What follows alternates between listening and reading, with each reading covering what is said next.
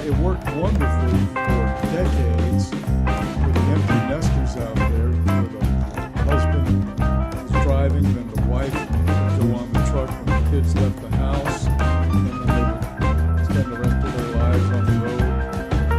It worked out great, and they pulled the rug out from under them. They lost all of those people, and now they're going to do it again to see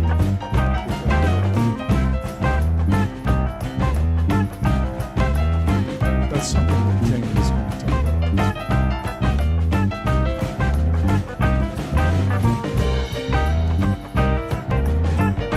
That's your move.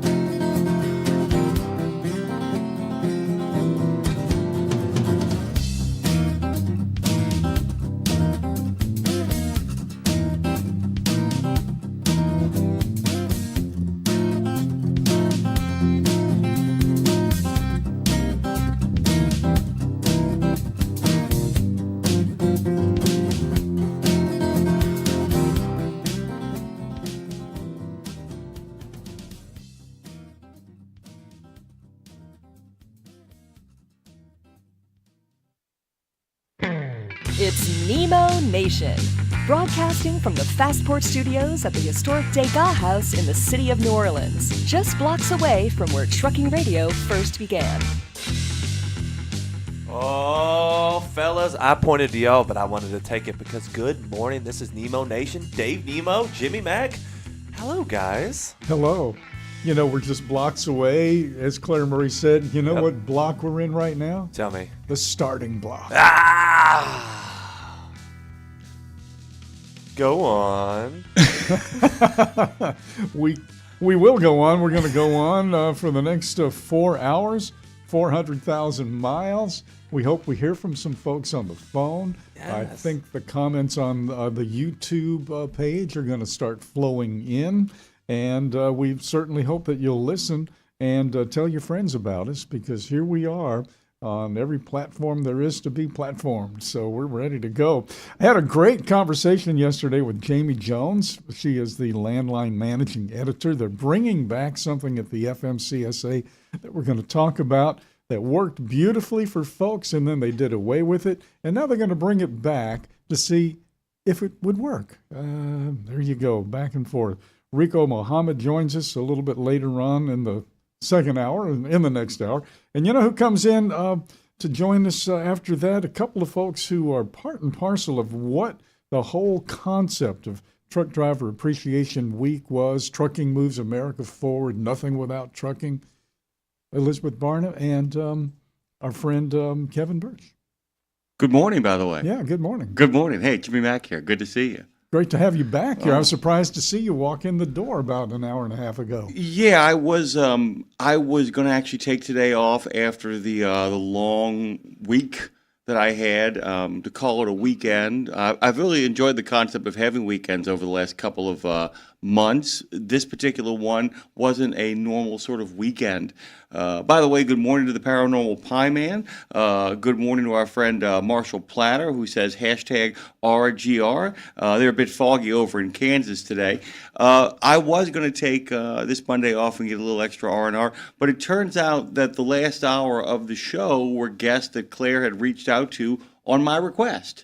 And then she informed me, Claire basically said, hey, I want to let you know there's some people on today's lineup that you asked me to go out and get. I went and got them, so you might want to show up and be there for them. Saw the rest of the lineup and thought I would stop in. A little bit less pressure for me today. As you know, I drove to Ohio and back, 14 hours in both directions, although the first part of the trip was split in two parts. Did the show from Lindsay's house.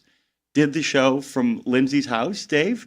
And then actually drove up to Ohio. Did the transition trucking, driving for excellence. A lot of fun. We're going to be actually making arrangements right now to have the finalists are going to be on Nemo Nation over the next couple of weeks. We might book them for one show. We might have them for 3 weeks in a row.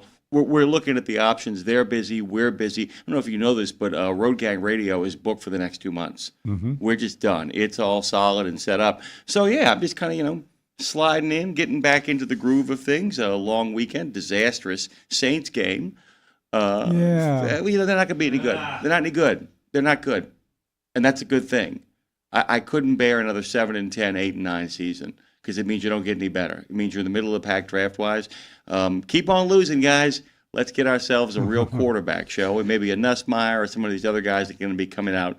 We don't know who yet has emerged as the number 1, number 2, or number 3 pick, but we should get somebody good and allow this good guy, Kellen Moore, to have a quarterback that he can build his team around. So it should be, like I said, it's okay to stink this year. We've been treading water too long. It's time to blow it up and start the whole thing all over again. Although my Mariners, Marshall, seem to refuse to lose. 19 of the last 20 wins.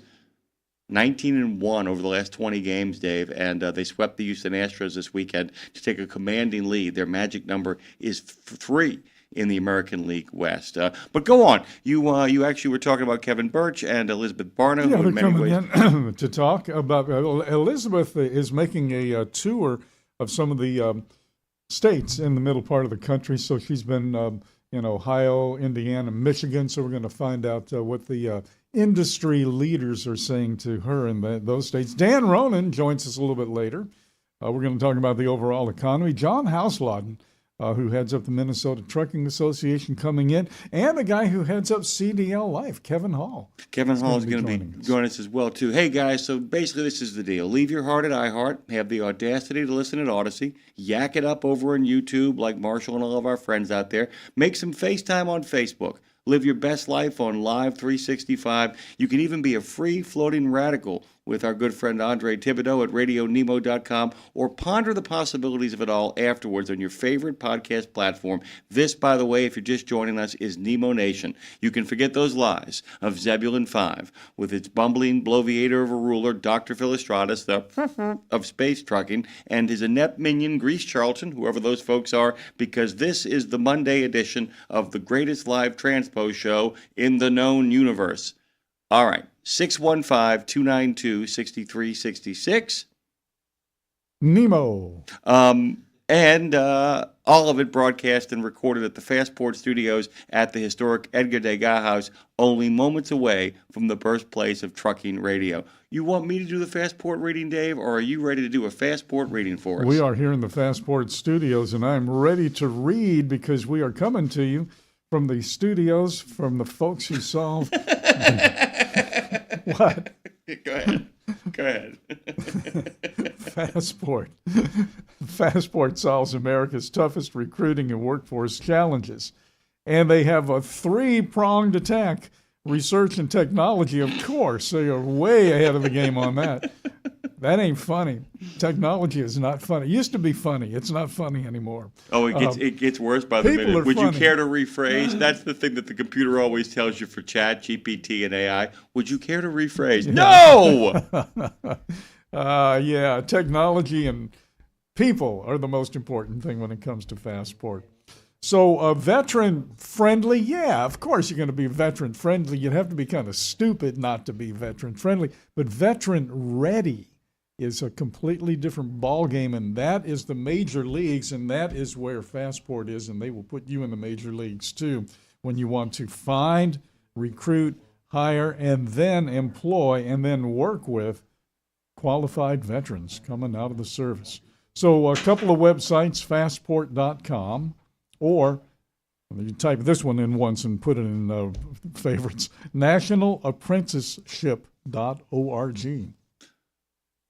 We want to give a special congratulations to the finalists of Fastport's Transition Trucking Driving for Excellence. I'll be talking about them a little bit later on in the show. And by the way, now we pivot for a second here. We'll get to your phone calls. That's how they work. We actually do a little bit of thing at the beginning of the show, and then we get to the phone calls. This awareness celebration of National Days is brought to you by Truck Down, because the quickest way back on the path is truckdown.com. Since 97, you guys know the drill. If you're a trucker with maintenance issues, you have found service providers through Truck Down. And these days, they serve 50 states, 8 provinces. Go to truckdown.com and then turn your attention to, drum roll, this year, the first day of autumn falls, get it, today, September 22nd. The autumn equinox has arrived, and we here in New Orleans call it the blessed return of oxygen to the air. In North America, the season is called fall. That's why it's also, I don't know if you know this, Fall Prevention Awareness Day. Today's the day actually when you climb that ladder, when you get on top of that flatbed, you need to take precautions and make sure you don't fall and end up having to get an OSHA, kind of situation going. The autumnal equinox, not the same day each year, although it always falls between September the 21st and 24th. What it always does do is mark the first day of autumn in the northern hemisphere, by the way.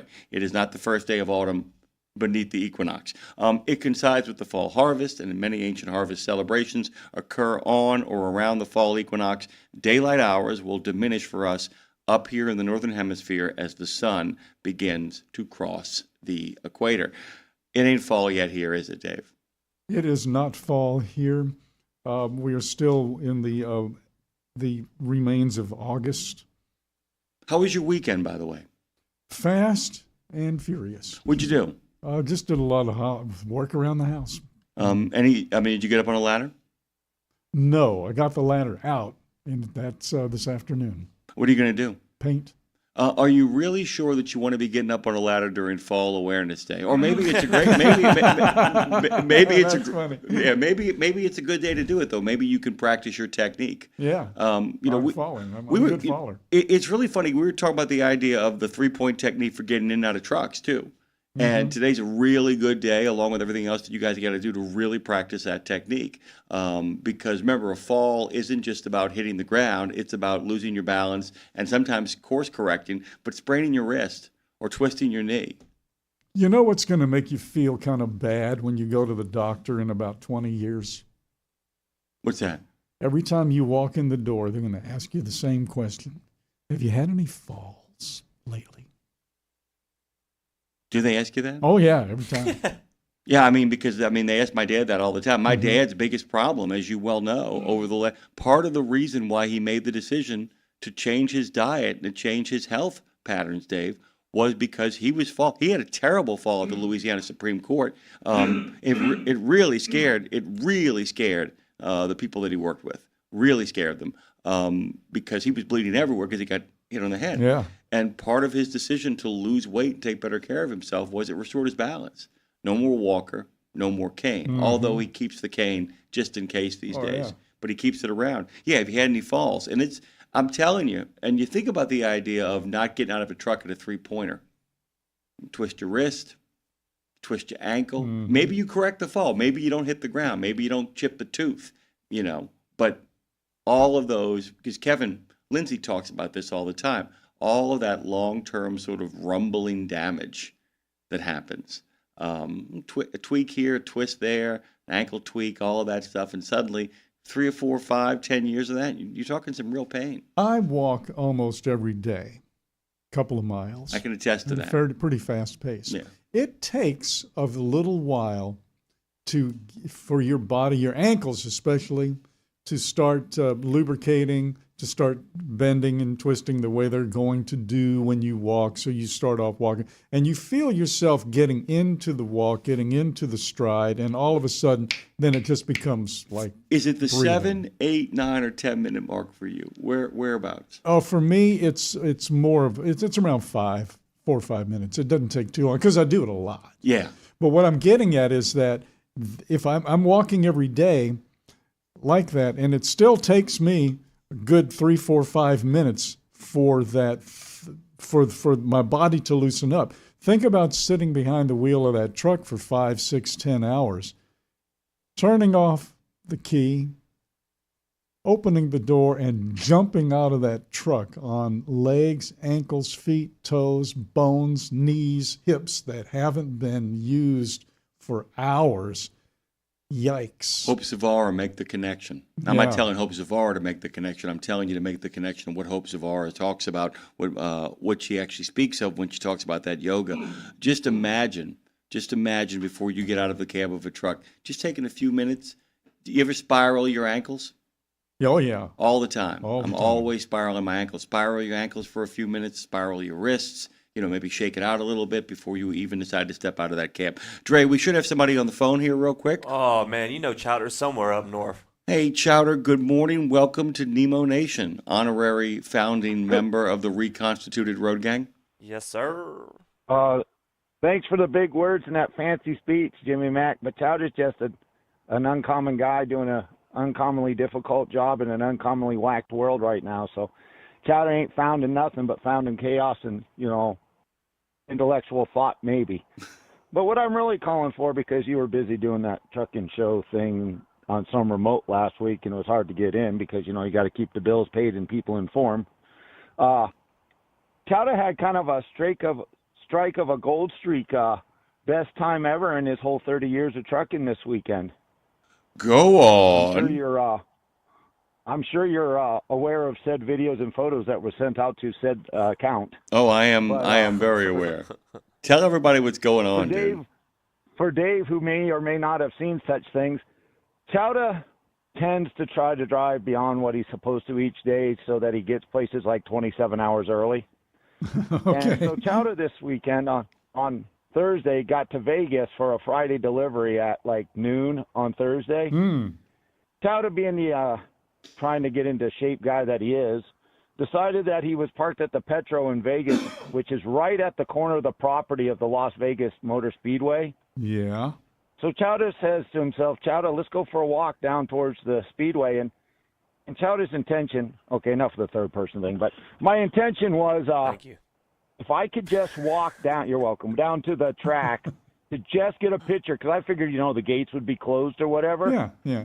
Well, Dave, the further I walked, the more signs said, like, Motocross Championship, and the gates were open. Then I saw a sign that said Michael Andretti and Richard Petty Driving Experience. And the further I got going, I was like, well, this is going to be great. My wife's going to be so mad.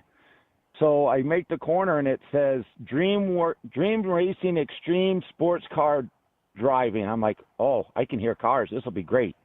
And the gates were open, and the F-35s were flying overhead, and the F-22. So I'm really eating this up. Well, I walk all the way to the end of the Richard Petty terrace stands, and I'm like, there seems to be a gate here that's open, but you get that feeling you're not really supposed to go past that. Yeah. So I walk back and I go to the gift shop and talk to the nice lady in there. And she's like, "Oh no, you can go in on the track. It's open to the public." I'm like, "Well, all right." So I walk back down there, and I meet this guy that's driving a motor cart, and he's got the Vegas Speedway gear on, but I'm thinking he's just a maintenance guy. Well, his name's Bud Meyer, and he happens to be in charge of all the Vegas Motor Speedway safety, fire, emergency response stuff. So I hop in and I'm talking to him, and he gives me a tour of the track, the Neon Garage, which is where the big NASCAR guys work. And just happens this weekend, the International Sportsman Series are in there tire testing and doing stuff. I get to go to the Infinity course, and I'm like, "You can let me out wherever." And he's like, "No." He takes me out on the speedway, and he takes a picture of me on the start-finish line, which was pretty cool. And then on the way out, he introduces to me this guy, Lorenza, and I don't know his last name. I could pronounce it because he's from Peru. He's a sports car driver, and you're supposed to pay, keyword being supposed to, pay $2,500 or a little less to take a ride on the track. I got 2 rides around the track and through the sportsman course for free at about 198 miles an hour and 140 in the corners. Wow. And it was probably the best thing that's ever happened to me in my whole driving career. Well, I know it is, but in my whole life, ironically, when I was about 8, in 1978 or so, my mom entered me in a drawing at our fair to ride with Joey Chitwood Sr. on 2 wheels around our track. And now I got to do this as an adult. So I think I'm pretty good now with whatever happens in life. I think I'm so my whole thing to this is, mostly to the drivers listening or whatever, no matter where you park or stop, just get out and walk somewhere. You never know what you might get to find to do. And if you talk nice enough and to the right people that you don't even know might be the right person, you might get a pretty cool lifetime experience out of it. I'm going to let that land right there because I think that's absolutely it. If you just keep your eyes and your ears open and stay receptive to the possibilities of the world, you may find that it invites you to an adventure. Chowder, that is like the best way to start the day. I get to say congratulations to you. That's really cool. I can't top it, but I'm going to send you some really cool pictures in response. Dave, before we hit this break, and I wanted to tell Chowder this as well too. After the Transition Trucking Driving for Excellence Awards, I'll send you the pics as well. I drove over to Vinton County, which is the smallest populated county in the state of Ohio, only 12,000 people in it. Its biggest town has 2,100 people in it. I stopped by. It's also got more ghost towns. Is that Amish country? No, it's not. You'll understand why when I tell you. It's got more ghost towns than almost any other county in the United States. Coal mining towns, all of that stuff. Yeah. But rather than the thing falling into darkness and despair, it's become kind of a playground of hiking and camping and all that stuff. They converted an old place called Moonville, which was a coal town, into a big giant trail. In order to actually go through the trail, you have to walk through the old train tunnel. And it's like carved into the side of, some rock. And it's got a big sign that says Moonville carved into the rock at the top. And you have to make your way through the tunnel. But what's really cool is that the old telephone poles for the town are all still in the woods. So if you look closely in the trees, you can see all the telephone poles no longer linked by wires, but simply in a line. Sign me up. I mean, I will send you dude, it is one of the coolest things. And the graffiti inside the tunnel, ooh, I'm talking about Cthulhu's in there. I thought you might, by the way, brother. It's not as cool as getting... One other thing quick, Go ahead, Jimmy. go.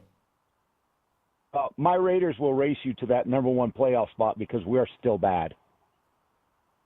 Oh, I understand. I got it, man. But you know what? You guys hang around in games a little bit longer. All right, Chowder, get out of here. God bless. All right, later, guys. Have a good show. I'll go back to work. On your journeys today, when you come to a fork in the road, take it.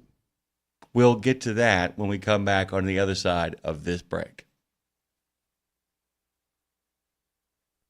I pledge allegiance to the flag of the United States of America, and to the republic for which it stands, one nation, under God, indivisible, with liberty and justice for all.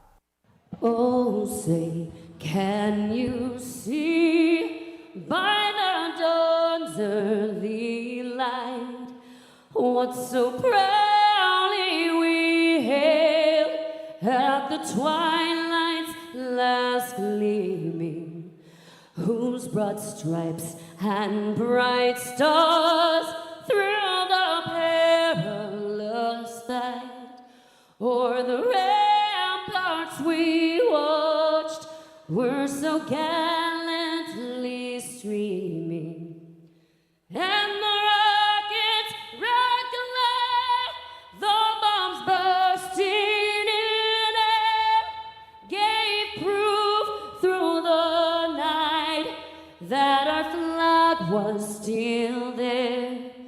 Oh, say, does that star-spangled banner yet wave o'er the land of the free and the home of the brave?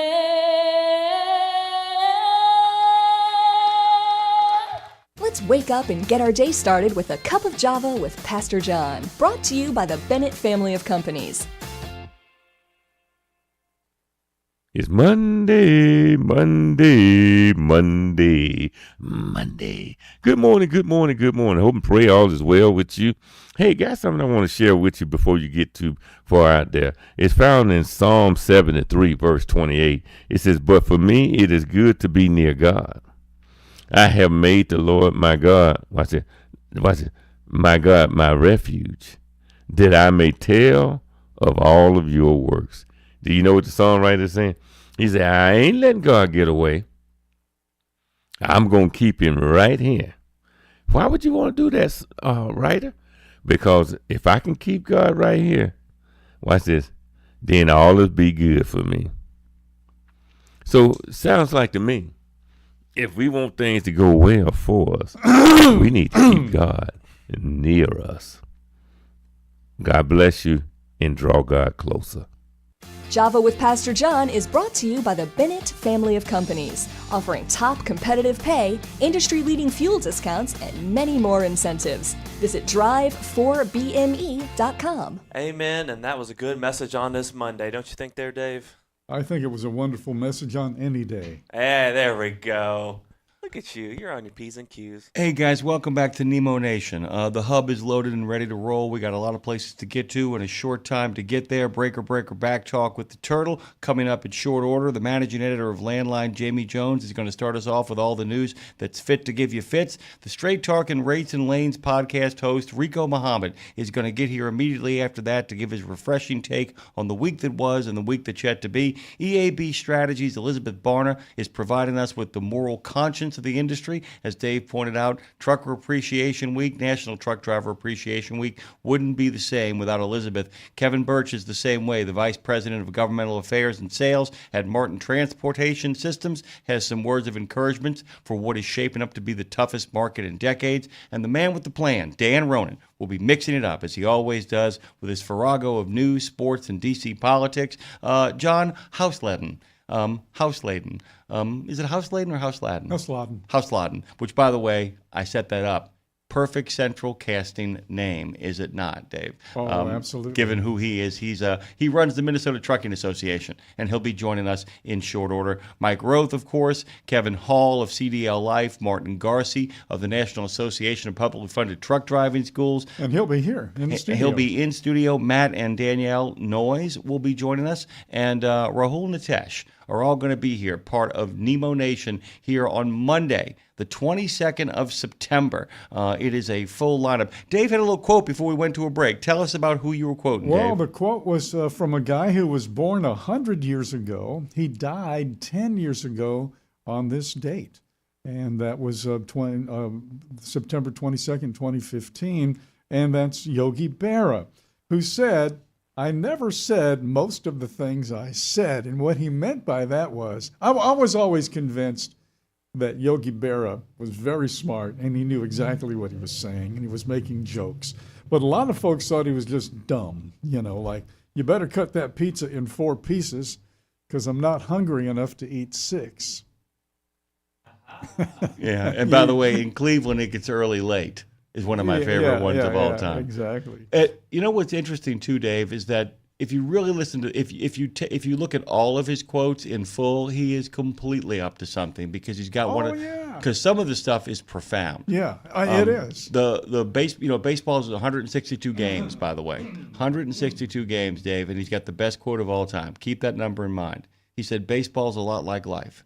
You win 54, you lose 54. It's the other 54 you have to worry about." Mm-hmm. And that is absolutely fantastic. We got 2 phone calls. And by the way, we can let the phone calls, if we take a little too long, we can let them spill right on into Breaker Back Talk. This show is set up for that, by the way, guys. You can always call. You can always drop in. That's the format since the beginning. We do not control spillage. We do not prevent the spillage from occurring. Who do we got, Dre? Yeah, showtime. Good morning. Good morning, gentlemen. How we doing? Doing so far so good. How about yourself? Were you a Yogi Berra quote fan? Did you ever use any of Yogi Berra's quotes? What was that, Dave? Were you a Yogi Berra quote fan? Did you ever use any of Yogi Berra's quotes? No, not really. Yeah. He always gave some good advice, too. Yogi Berra said, always go to other people's funerals. Otherwise, they won't come to yours. Yeah, that's profound. There you go. Hey, Showtime, what is going on? What's happening? Not much. Hey, Chowder, if you're still listening, I was in that area on Tuesday at Mannheim, which is right across the street dropping off. And, there's a little air show going on while the boys were out playing. So, but what I wanted to say was, if drivers have time, if you're in a city where there is a track like Las Vegas or Charlotte or them, a lot of them are always open. They have tours. I know Charlotte always has tours going on. You can get there, and they will take you around through the main speedway over to the dirt track and the drag strip. They'll take you out on those. So, if you have time in those areas, look and see what's going on. Were you letting off some steam rolling through Mannheim? No. I was getting rid of a lemon car. Let's put it that way. So I was blowing off a little bit of steam.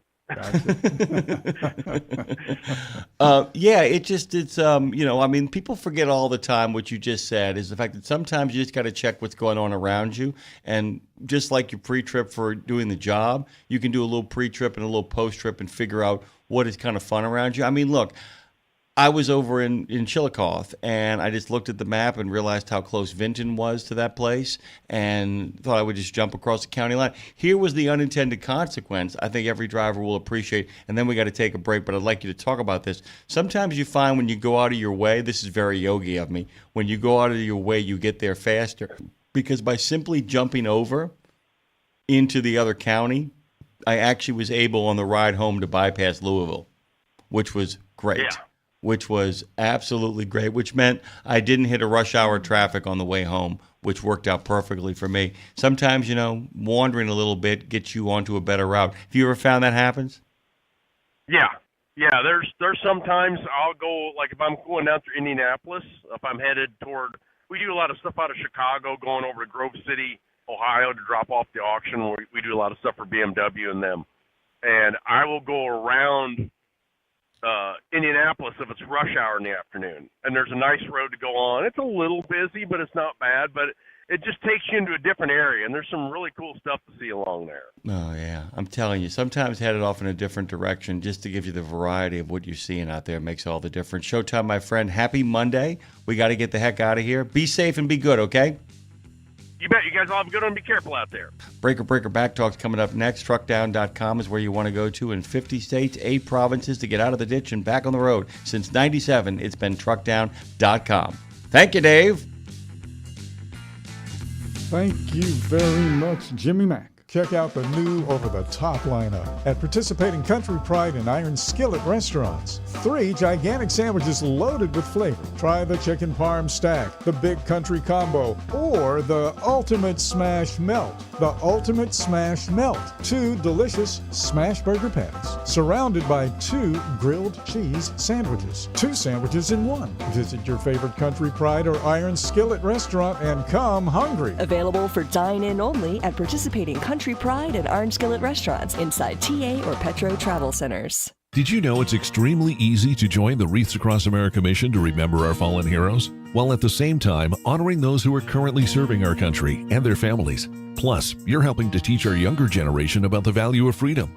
With just one $17 donation to Wreaths Across America, you're sponsoring a fresh Maine Balsam Remembrance Wreath. They've really become a symbol of America's respect for those who bravely served and are no longer with us. To sponsor your wreath, just visit wreathsacrossamerica.org. That's wreathsacrossamerica.org. Live from the I-10 corridor from the Fastport Studios in the city of New Orleans, it's Nemo Nation. It certainly is Nemo Nation.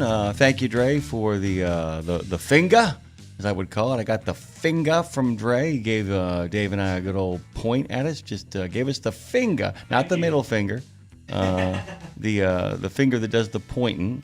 By the way, people giving each other the finger was a recurring joke all weekend long at the Transition Trucking Driving for Excellence Awards. That was brought to us, by the way, by our friends from Fastport. The Chamber of Commerce is hiring our heroes, and of course Kenworth, who is going to supply, come December, that T680. It's really important for us to be there, Dave. Really important. It's one of the most important things we do. We've been doing it for almost a decade with them. And while it is the brainchild of our good friend Brad Bentley at Fastport, I like to think that we have played a large role in putting it together. And the commitment continues. And the commitment continues. And to not be there would have been absolute professional malfeasance. So I was glad to make that trip. I was glad to see Lindsay's new studio. I was glad to see the next steps that she has to take to make. We're going to be taking care of a lot of that this week. Going to be on top of it, as I say, forward until the entire task is done, and we'll get all that work done. But in the meantime, we continue to bumble along on this Nemo Nation. Hey, guys, if you're listening on iHeart, welcome. If you've got the audacity to be on Odyssey, we love having you. If you're yakking it up on YouTube, like our good friend Gina Harrison, good God Almighty, it's good to see Gina out there shooting the breeze. I'm sorry I missed you, Gina. Sorry we couldn't spend a little bit more time together, but I know you got that first tour ever of the PACCAR plant, which she was really looking forward to. Our good friend Chowder is still chatting it up over there.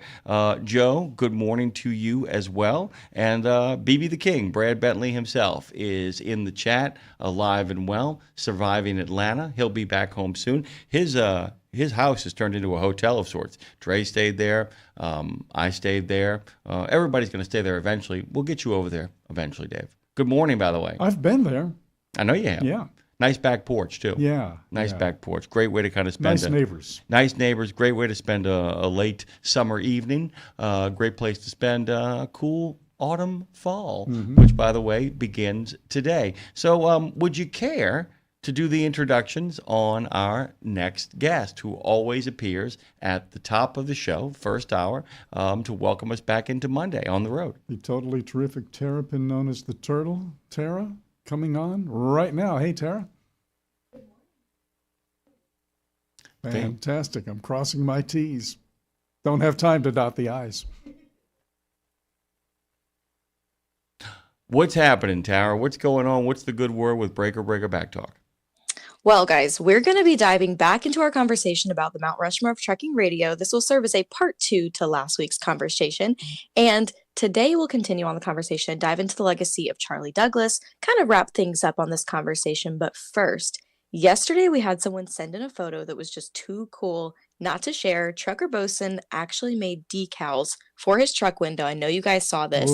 That says Nemo Nation and Road Gang Radio. It was so cool. Thoughts on this, guys? Add to the bone. Yeah, that's what I put on my quote or my, what do you call that, comment. A comment on the thing. Yeah, that was really nice. I just couldn't believe it. I was like, that is the coolest thing. And then John Max Krause hopped into the comment section and dropped a photo. he actually added the Mount Rushmore of Trucking radio graphic to his truck. Oh my God. Okay. Did not know Yes, that. I didn't see yes, that it is yet. in the comments section, guys. You'll have to go check it out. We shared it on our Facebook page. And he has a lot of other Nemo inspired things on his truck, but he added the Mount Rushmore of Trucking radio. It was just incredible. And David has to just, I mean, that has to feel so special. It feels special to me, and I'm just a small part of this. I mean, just like, I don't know, celebrities get, tattooed onto people a lot of the time. You're getting your face put onto people's trucks. I wonder if anyone's ever gotten a Road Gang or a Dave Nemo tattoo. That'd be very interesting to know. I don't know. Let me ask you a question, by the way. Do you notice that, I love Don Max Price. I'm going to pick on him a little bit here. Let me pick on him, Dave. Okay. So, our good friend Trucker Bosun put that up there on his Facebook page. And then Don did the thing that a lot of people do. Me too, me too, me too. I'm there as well. Me too. And I want to say, great, Don, you're there as well. Why aren't you posting that every day? you know what I'm saying? Yeah. You know what I'm saying? I mean, guys, one of the things that Trucker Bosun is doing that I think is so incredibly cool, and Don has done this a lot, so I'm picking on Don because he knows it's not true. We're a small mom and pop operation over here. We are owner operators. We always have been. We just happen to have been on a bigger platform because we were well worth it to them for all the publicity and media they would get from us and all the work they didn't have to do to make that channel work for them. One of the things that we need from people is exactly what Trucker Bosun did. We need a lot of word of mouth. We need a lot of people spreading the good news. And by putting that up there, he really is kind of reminding us all that this is only going to work if those 1,000 or so first subscribers, those people who have those Road Gang pins, are in fact involved in that way. And we're and by the way, I want to point out that everybody was incredibly appreciative. Everybody allowed it to be posted on their wall. Everybody immediately made comments to him and the like. So we're going to really need that. We're going to need that to really make this work. And I thought that was very, very cool. Didn't you?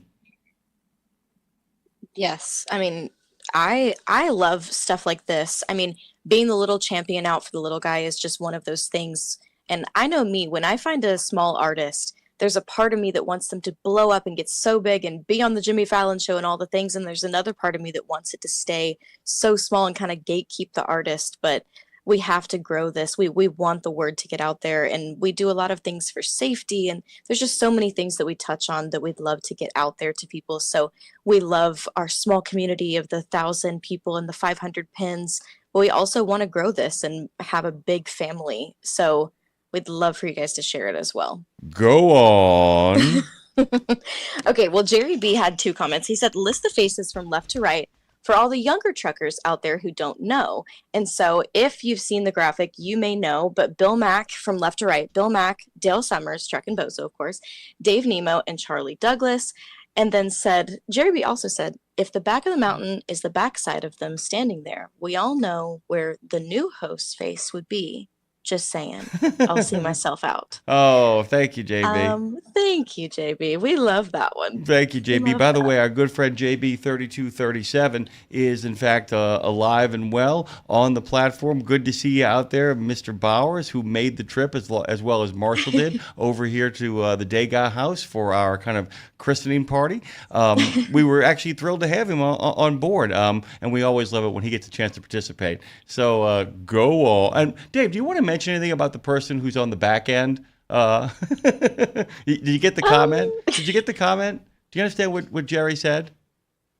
Not really. Go ahead and read it again, Tara. Okay, I will. It says, if the back of the mountain is the backside of them standing there, we all know where the new host's face would be. Just saying. I'll see myself out. Got it now. Okay. We're going to have a backside of the Mount Rushmore graphic going up next week. Just kidding. But the next comment Did you ever see the movie? Did you ever see, Tara, the movie or heard of the movie called North by Northwest? I don't think so. It's an Alfred Hitchcock film starring Cary Grant, and it's an espionage kind of crime thriller, but it takes place at Mount Rushmore. Oh, you would love this movie. I'll have to look it up. Yes. I need to look that up, but maybe I'll make a little parody reel for the listeners out there. That'd be Dre so would much love it too, fun. because he was just there. Did you ever see North by Northwest, Dre? Yes, Yeah. I have. He's seen it. By the way, Wow, I need to look it up. list called Top 10 Best Dressed Men in Any Movie. And it includes people like Marcello Mastroianni from 8½, and Humphrey Bogart from To Have and To Have Not. The number one best dressed man in any movie, according to the list, is Cary Grant in North by Northwest. And Tara, wow. this is really cool. His costume was designed that he had to have two separate pair of pants to the movie, because the pants that he wore while standing up, nobody could sit down in. They were so straight. They were so like perfectly hemmed for walking around that if you sat down, it was too tight. He had standing and sitting jeans or pants. The pants for Yeah. the suit. They had two different Wow. pants to allow him to sit down. And I don't know if you know this. What was Cary Grant's real name? Archie Leach. Archie Leach, Archibald Leach. And what he said was, he goes, no one could wear that suit. Only Cary Grant could wear that suit. Even Archie Leach could not wear that suit. Yeah. He's considered and it's really funny because he's in that suit getting chased through a cornfield by an airplane. It's the favorite scene, and he still looks awesome. Of course. What pants would you wear if you were being chased by a plane in a When they cornfield? asked him, which pants are you wearing in the cornfield? And he goes, the pants you could sit down in. Yeah. Of course. If you watch that movie, Tara, it really is kind of amazing how good that suit looks. I don't think Look it anybody's up. ever looked better. By the way, Bruce Almighty says, I participated in the Richard Petty experience. I drove 127.27 miles per hour, 8 laps. This was a gift from my employer. I wish I could have driven 190 miles an hour. And speaking of Trucker Bosun, he dropped in. He says, good morning. Good morning. Good morning. And Jerry's got to run. He's going to be listening. Have a great day, everyone. Thank you, Dave. Thank you, Bosun. Yeah, by the way, pull my mic closer. Marshall told me to pull my mic closer. Is there an issue? No, there is not. Okay, thank you very much. All righty. Go on. Well, Roger D asked, who was that DJ out of either Shreveport or New Orleans that used to play Pinball Machine by Lonnie Irving? And Dave, you actually jumped into the comments yourself to set the record straight and said, well, Roger, I think that was us, me, Charlie, and Honest John. You could hear us in Shreveport, but we are, and we're now again in New Orleans. And you said you'd play Pinball Machine on Nemo's Night Beat episode pretty soon. So is that still maybe in the cards? I know we did Pinball Machine on Track and Tunes Tuesday a whole 3 years ago. I can't believe that. But is that in the plans? Boy, people want to know where the time goes. That's where the time went. I know. I could not believe that. 3 years ago we started that. It's insane. Yes, that song we'll do Pinball Machine on next week's Nemo's Night Beat. But you know, today is a very interesting day, and there's a coincidence, and I did not know this when I put this week's Nemo's Night Beat together, but we'll record that today, and it will go up live tomorrow night on Road Gang, on Radio Nemo. I don't know where it is. Radio Nemo, yeah, RadioNemo.com, iHeartRadio, and Live 365. And then tomorrow night it also goes live up at 10 o'clock Eastern Time on Reach Across America Radio. But what I was going to tell you is I did a show with nothing but train songs. Somebody asked me, Dave, I love the trucking songs, but you know, train songs are great, and they've been around a lot longer. Do you have some train songs? And I said, I got every train song there ever was. So I put together this show about train songs, but one of them is a song called, I won't tell you what the song is, but it mentions the state of Georgia. And I'm going to tell the story about the original title and meaning of that song, and it's a huge hit. Everybody knows it, so it's kind of cool, but it has to do with Charlie's Angels, which made their TV debut today on television. So, the anniversary is of Charlie's Angels. Was back in 1976. Wow, call back then. Yeah. I love that. Yeah. Do you know what the Well, original? I'm excited. The original name of Charlie's Angels was the Alley Cats. I would don't not think have I've ever watched heard that. that. The alley cats. Yeah. I would not have watched an absolute inch of that. That would not have been. I would not have been attracted to a show called The Alley Cats. Kate Jackson didn't like the alley cats, and she wanted it to be called Harry's Angels. But there was another show. Does anybody else hear the problem? Even Dave saying it properly. Does anybody else hear the problem there? Yeah, really. Go on, Dave. Harry's Angels. Harry's Angels. But there was another show on television. It was a detective show at that time, and I don't even remember this show very well. It was called Harry O. It was Harry-O. And they said, well, we'll get confused. Well, and by the way, he was related to Hawaii 5. Oh, yeah. Oh, I did not know that. Oh, yeah. I'm sorry. Go ahead, Tara. Oh, yeah. Oh, yeah. It's also related to the Kool-Aid Man. Oh, yeah. You ever see Family Guy make fun of the Kool-Aid Man? No, but I can imagine. So they're all in this courtroom, and people go, oh, yeah. And then finally he breaks through the wall, and he goes, oh, yeah. He goes, he said, now that I think about it, this is really awkward. He's like, a lot of people are going to have to do a lot of repairs because of me, aren't they? I'm sorry. And then he just kind of leaves. It's kind of great. All right, go ahead. I'm sorry. Go on. John P. shared, I'm a multi-million-mile driver. These gentlemen drove us many a mile before the progress this industry went through. If those miles could be totaled up, Dave, Dale, Bill, and Charlie would be a multi-billion-mile driver. I thought that was an incredible way to put it, because if you do add all of those up, every listener, I mean, that's an insane amount of miles for sure. It is insane. It is absolutely insane. And the real insanity is born in the fact that every one of those miles was done 1 mile at a time. Yes, yes, in a literal sense and in a figurative sense. We are celebrating Yogi Bear today, so there's my contribution. Every mile is always done 1 mile at a time. That's a Dave Nemoism, by the way. The future was There's yesterday. a lot of those. And every mile was done 1 mile at a time. Go on. Well, Dave, we went through, of course, Bill Mack and Dale Summers' careers in the last edition, part 1. We're going to be posting this as part 2. So I know you had a close connection with the late Charlie Douglas. And I think let's dive in and share a little bit about how you two met, the roots of the Road Gang, and just kind of Charlie's legacy, if you will.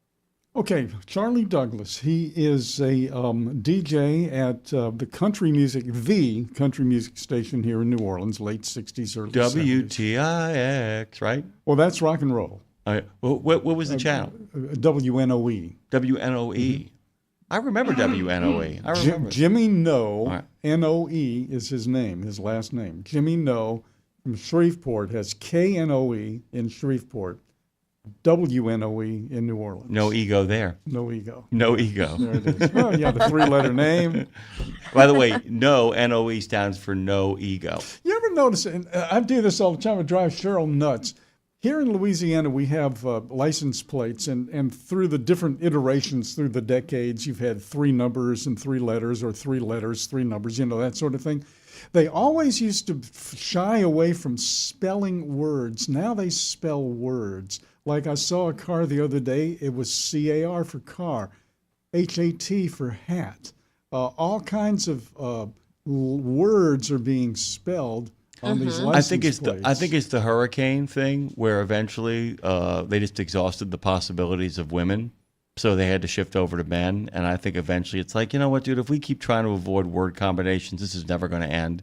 It becomes almost as deliberate as just letting names kind of happen. Mm-hmm. It kind of strikes me like that. And the number of people who search for meaning inside of them was always crazy. I'm sorry, Tara. I got to turn it back to Dave and say, we're talking about Charlie Douglas and WNOE in New Orleans.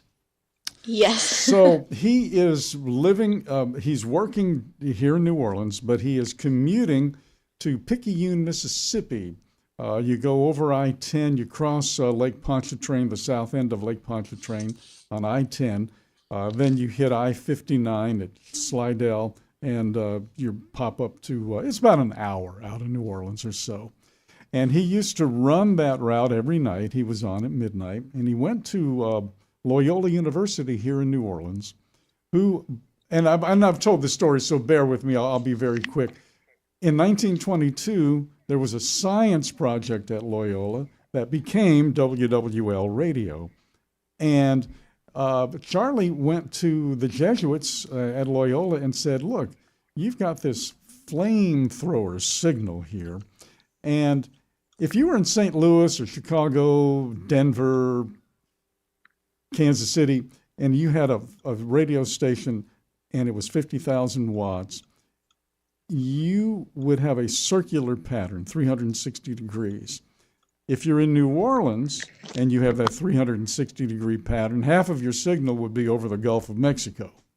So what the government told the Jesuits they could do, take your entire pie, don't cut your pie, just take the pie and shove the whole thing north. So New Orleans was the bottom of the circle rather than the center of it. Exactly. And we used to get hot cross buns every Easter from a bakery up in Windsor, Ontario. That's how far the signal went. That's how far the signal went. Wow. So he went to the Jesuits and said, look, you're playing great music and night, big band music and everything, but you're just not, there's no advertising. It was putting old ladies to sleep. And I mean that in a positive way. Yeah. That music was designed for people who were up like writing late at night or working quietly behind a desk, the few that were doing it. Most of it was designed, like my grandmother, she would listen to what was the easy listening station in New Orleans? EZB. EZB, yeah, and it would be like, I mean, and I talk about really easy listening, like no lyrics, and when they would show up, it would be like Norman, what's his name? Like Lawrence even an elevator would go to sleep. Like an elevator would go to sleep, and some of the music they were playing was designed to let certain people just kind of drift off to bed. You can't make any money off that. So, yeah, but that radio station would be on in the morning. That radio never turned off. Right. It would be on in the morning. Right. And that was fine. It was a pattern. Right. But he went there and told them, hey, these truck drivers out here, there's a whole world, and nobody's tapping into it. Yeah, well, they untapped did. Market. They did, and the rest is history. And he kind of did it from driving home, right? Yeah, because he saw nothing but trucks. Yeah, remember, he would drive home, Tara, from New Orleans. He lived in Picayune, Mississippi, which I had to drive through. By the way, I thought about Charlie. I stopped at Jay Hotspie's TA Petro. But then it's like, rather than go to Mississippi, which I used to always do, go to the coast, I decided to drive, you drive up 59 to make your way over to Chillicothe. And I drove through Picayune and I said, I'm just going to stop here and have a cup of coffee for a moment in honor of Charlie Douglas. He would drive home every night, Tara, and that's a drive that's long enough and on the I-10 and 610, and then it gives way to 59. He would see all those trucks and he realized, why are they playing jazz? Mm-hmm. Why are they, why are they playing orchestra music? When in fact, they could actually have a whole lot of guys out here listening. It really is a beautiful thought. It's a stroke of genius. It's an actual stroke of genius. It's like Quint in the boat in Jaws, knowing the shark is going to bite the reel before it ever happens. And the old thing about, well, if a new business can last 3 years, it's going to make it.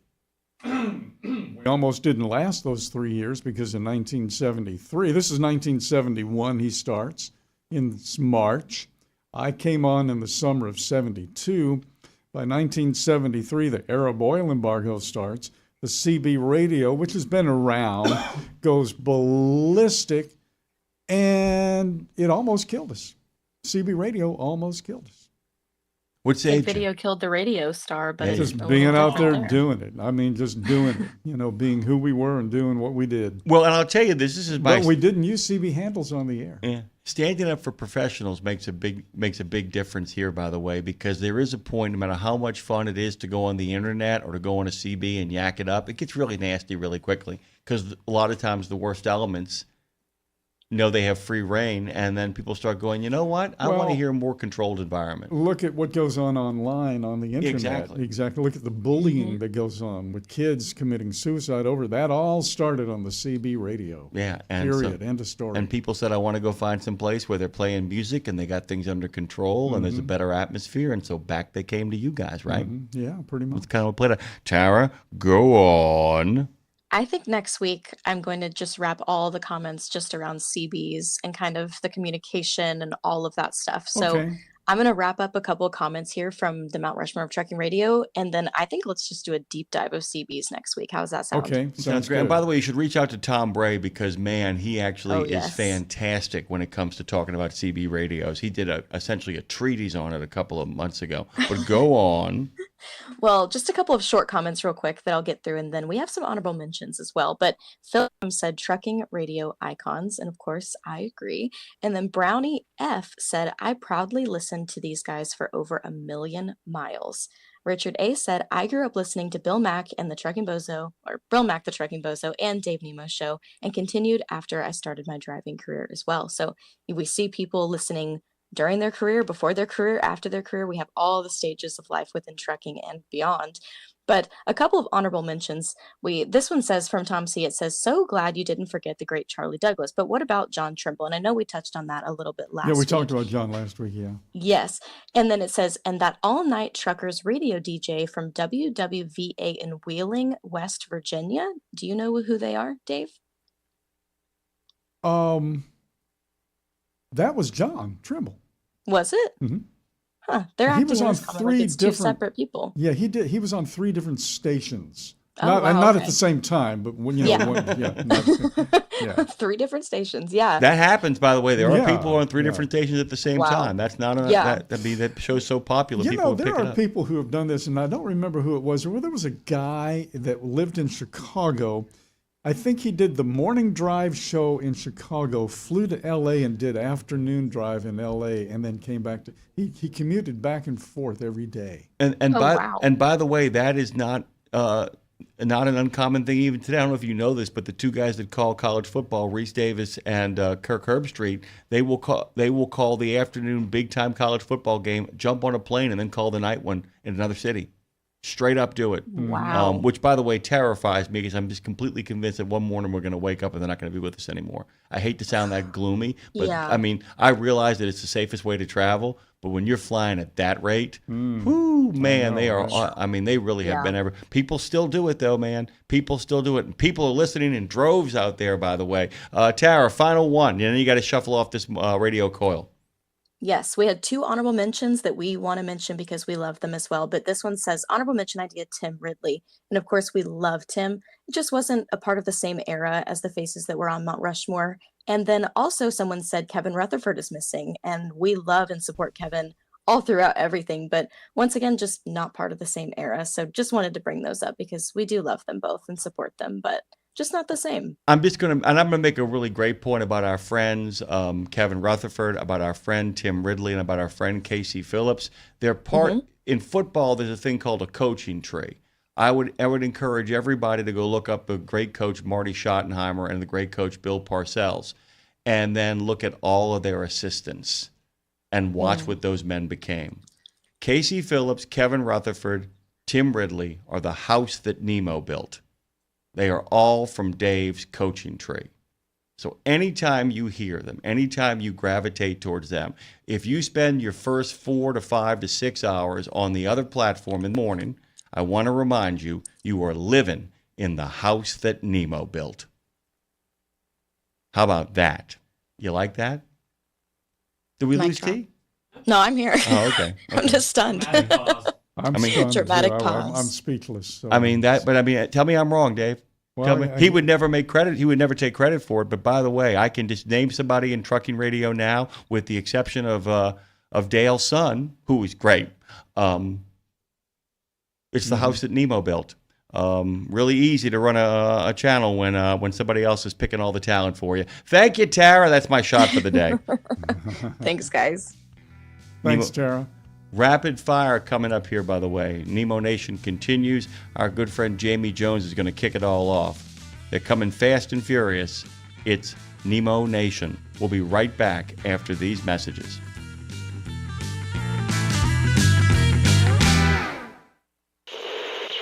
There was an era when truckers were out there, alone.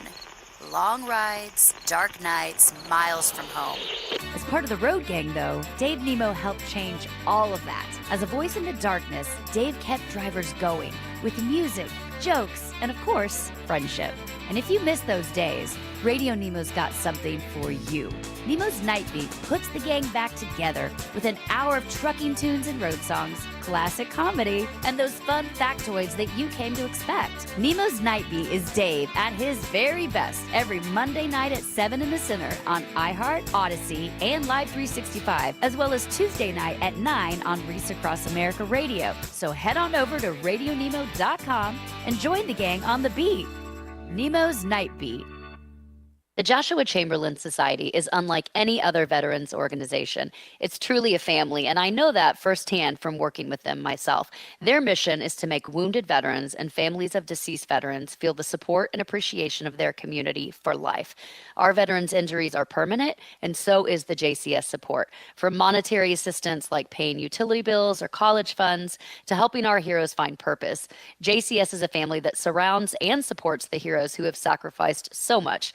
Learn more and make your donation at chamberlainsociety.org. That's chamberlainsociety.org. Okay, you've heard the horror stories of how folks have lost their life savings when the market tanks. Is there a way to invest and make money without risk? Believe it or not, yes. Since 1995, Americans who cannot afford to lose their investments have used fixed index annuities. You get guaranteed income and protection from market downturns. It's a win-win for you and your future. And to learn more, dial pound 250. Use the keyword Truckers Wealth to get in touch with them today.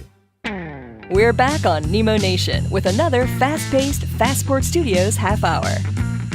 The conversation continues on the tube of you with a question for Dave. Wasn't there a guy that took over the Midnight Cowboy show after Bill passed away? I haven't given Dave the name. The name was what, Dave? Eric. Eric Harley. Eric Harley. And by the way, good for you, Kevin. You got it right. Wasn't there a guy named Harley that took over the Midnight Cowboy show after Bill passed away? There was. Eric Harley took over the show. Welcome back to Nemo Nation. Keep the chat coming. And Marshall Platter reminds everybody, I wasn't kidding, guys. I can remember when Kevin Rutherford was a guest doing his accounting services on which show, Dave? Where was he doing them? I'm sorry, I was reading comments on Facebook. Yeah, What I were got you it. saying? I got it, man. So he says I can remember when Kevin Rutherford was doing was a guest doing his accounting services. Oh, And- yeah, we brought him on the air for the first time. Yeah, like I said, guys, He was on with us for a while. Yeah, remember this, guys, really a little clearly. You living in the house that Nemo built.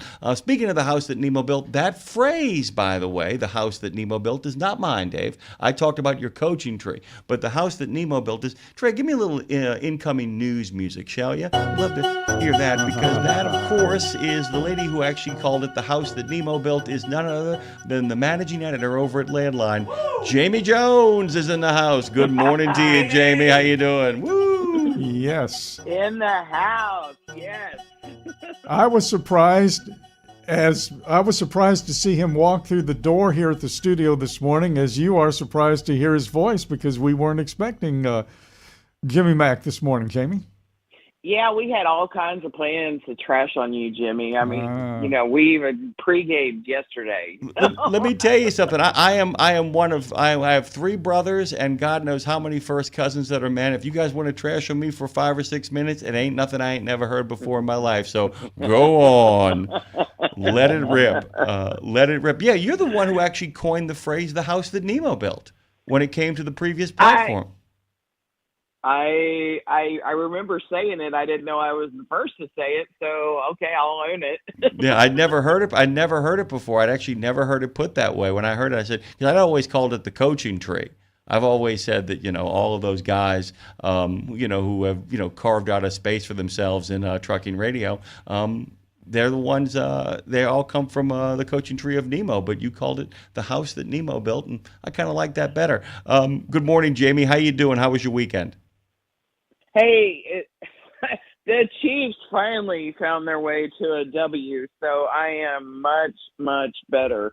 I'm actually home today because we have the Guilty by Association truck show this weekend in Joplin, Missouri with Brian Martin and Four State Trucks, and I will be there. We'll have all kinds of fun, and then a little bit of business with FMCSA with the Q&A session. But really looking forward to that because that's when that's my favorite thing to do is be around the people that we all work for. I mean, if it wasn't for the truck drivers, we wouldn't have jobs, but we are here to make their lives, keep them informed and make their lives as much easier as we can, especially through the advocacy at OOIDA. So, 3 days around truckers. Yeah. That's awesome. GBATS, the Guilt by Association Truck Show. It took a while for somebody to figure that one out. When you told me GBATS when we were talking earlier, and I went, what is GBATS? And then I figured, oh my God, I never put that together. Shame on you. NTDA, National Truck Driver Appreciation Week. NTDA. Yeah. Anyway, one of the things that you and I talked about briefly yesterday, Jamie, was the fact that you're going to be at the Guilt by Association Truck Show at 4 states this weekend. Haley Blevins with the Missouri Special Olympics was on last week to talk about the fact that they do the, the special convoy for Special Olympics there at 4 states. So they'll be there. So that has become quite a focal point, hasn't it? It really has. I mean, they have raised so much money for Missouri Special Olympics. And, this started off as one dude's idea years and years and years ago. Norm Schneiderhan, we know Norm. Yes, we started with Norm back in the day. Yes. Yeah. From Orlando Police. So the fact that there are states that still can, South Dakota, Marty Ellis was instrumental in keeping South Dakota going. Missouri is still very, very big in supporting through these convoys. And some of these Special Olympics, entities, whatever you want to call it, state associations, I mean, this is their fundraiser of the year. So, and when you see a bunch of grown men crying, writing checks because they're so happy to do it, bidding on those, the first spot in the convoy, bidding on this, bidding on that. It just warms your heart, and it goes to the fabric of truck drivers and how giving and generous they are, even in tough times. I mean, they probably won't raise as much this year as they have in booming years, with the freight rates down, but they'll raise a chunk. And yeah. It'll always, it may not be as much, but it will always be more than you thought it would have been. You know what I mean? Exactly. Yes. One of the things, too, you mentioned Norm Schneiderhan. I don't know if at this point of the game now, and it's been years, I don't know if a lot of folks realize that the whole trucker convoys for Special Olympics, that was all born out of the law enforcement torch run, which is still viable, it still goes on, but it's still part and parcel of that torch run with law enforcement. So I don't know if a lot of the trucking world really fully realizes that this is a real collaboration between trucking and troops, troopers, let's put it that way. Yeah, exactly. Yeah. And it was so amazing. And, rest his soul, Norm, when he passed, that was very, very sad. But to see there's a few states, like I said, that stay really committed to it. And it's just really inspiring to see one man's vision continue to, help so many, because Special Olympics, it's a big deal. I mean, I have volunteered at many events, and I mean, these are some special people that this money goes to. And I don't mean, they're awesome people. Let me rephrase it. It's awesome. They're awesome people. It really does give them a chance to, shine in the spotlight. And I think that's what's really needed in life, is to give everybody a chance to really stand out in the in the spotlight and not in the gloom of everyday grind. Yeah. So when you're heading over? Up to the I will head out over to the show. GBAT Down to the show. Thursday morning. Yeah. Okay. Well, Jamie, we are out of time. We are out of time. I can't believe how fast it all goes by, rumbling, bumbling, and stumbling through. And we're going to actually have more stuff to talk about next week. We'll get you back on in some way or fashion because there's some other stuff I know you and Dave wanted to dig into. But that's the format, fast and furious and ferocious. We love you, Jamie. You got your win, by the way, so congratulations on that. I got my W. Yes. All right. Love you guys. Love you too. Jamie Jones, the managing editor of Landline. Nemo Nation continues to roll along as our Fast and Furious 3 guests in less than 30 minutes continues.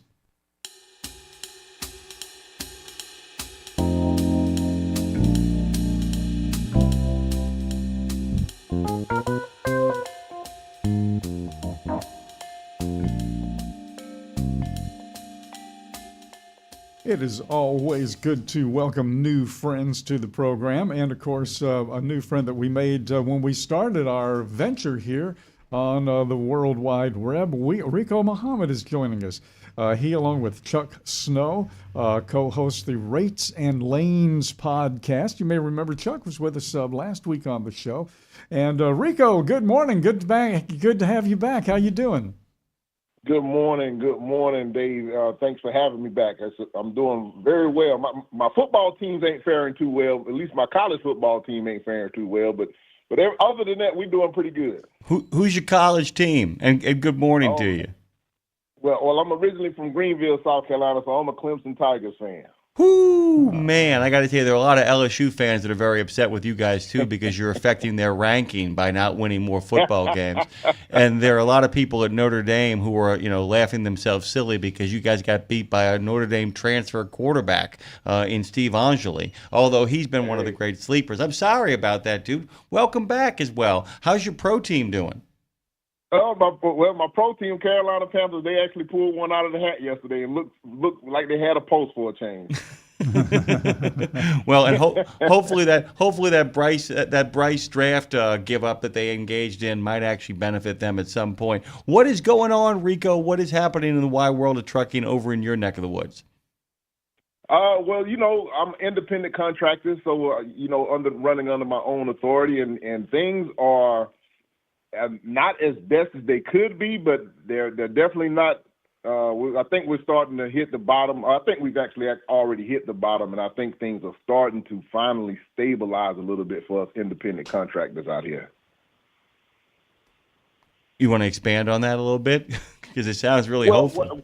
Well, what I mean by that is that it's starting to feel like that at least on the spot market and some of the dealings with some shippers, is that you're starting to see a little bit of stabilization when it comes to price. Now, we hadn't got the volume back, what we need to do, because we still have a glut of carriers. So, the industry is supply and demand, and right now we still have way more supply. And unfortunately, in order to get some of this stuff to really get back to the way we want it to look, we're going to have to lose a lot more capacity. Do you see, is there a trend that you're noticing where more fleets are selling more trucks now? There was a point where, you used to see the trucks lined up against the fence, something's happening because the trucks are on the fence. But they're selling trucks now, I think, more than in past, man, I hate to say recessionary periods, but all signs indicate that we're heading towards a recession if we don't do something to change course. Well, it kind of is what it is. And I think you're starting to see a lot more, especially larger fleets, that, they may be reducing their fleet size and going back down, because right now in this environment especially, it's not necessarily about, and we preach this every day on the podcast, not about how much you make, it's about how much you can keep. Mm-hmm. Yeah, absolutely. It's like the video game where you're picking up those coins along the road, Absolutely. Yeah. Unfortunately, great analogy. And also, I think that from a safety standpoint, with a lot more enforcement being taken place when it comes to the English language proficiency, I think that's also having an effect. I'm not sure if it's having a big enough effect to cause the rates to may necessarily go up a whole lot, but I think it is starting to, because there's a real safety issue component behind it. I'm all for anybody that wants to get into the industry, but you need to be able to be safe in order to do it. And right now we got a lot of stuff that's hurting the industry from a safety standpoint, and that's not the only issue that we're having to deal with, but that is a large issue. And I think that by states starting to crack down on that, I think it's starting to make safety come back to the forefront for a lot of carriers as well. Yeah, it's kind of strange too, because that's becomes so politicized. It becomes racial. It becomes cultural. It becomes religious. There are so many components get thrown into that, and then you put this. You ice this entire cake with safety. Safety is that icing on the cake. How do you argue against safety? So there's that. Look, the devil's advocate says, okay, this guy's been driving in this country for 15 years. He's never had a ticket, never had a ding. And he gets into a fender bender. And now we find out he doesn't really speak English that well. So how did he get from there to here without being safe already? There's a real dichotomy there, I think. Yeah, I think that the states have a lot. The government has a lot to, has a lot to blame on this, because they never should have been licensed, in my opinion. My humble opinion, that this should have been stopped at the licensing level. It should have never gotten to the point where they even got the ability to get a license to drive a CDL. I mean, it's one thing to have to be able to drive and be able to do what you need to do, but in order to get a commercial driver's license, I think that there should have been a little bit more, a lot stricter requirements started from the very front end. It's interesting, too, by the way, if you check out one of the top stories in CDL Life and one of the top stories in our partner Landline, Arkansas has set its sights on hiring qualified truck drivers, all of it in the wake of the recent visa and ELP enforcement that has put nearly 300 drivers in that state out of service. The Arkansas Trucking Association President Shannon Newton says that Act 604 has put pressure on the state's drivers to demonstrate, of course, English proficiency and possess the proper work visas if required. And over in Landline, Dave, a fleet compliance management company petitioned the FMCSA to take steps towards ensuring proof of legal status before a CDL is issued. In a petition dated August the 28th, Tennessee-based DOT Ready, that's one word, DOT Ready, proposed 3 amendments to existing regulations, reduce the employment history requirement on driver applications to 3 years, expand the pre-employment screening program to include safety-related termination reporting with a rebuttal process,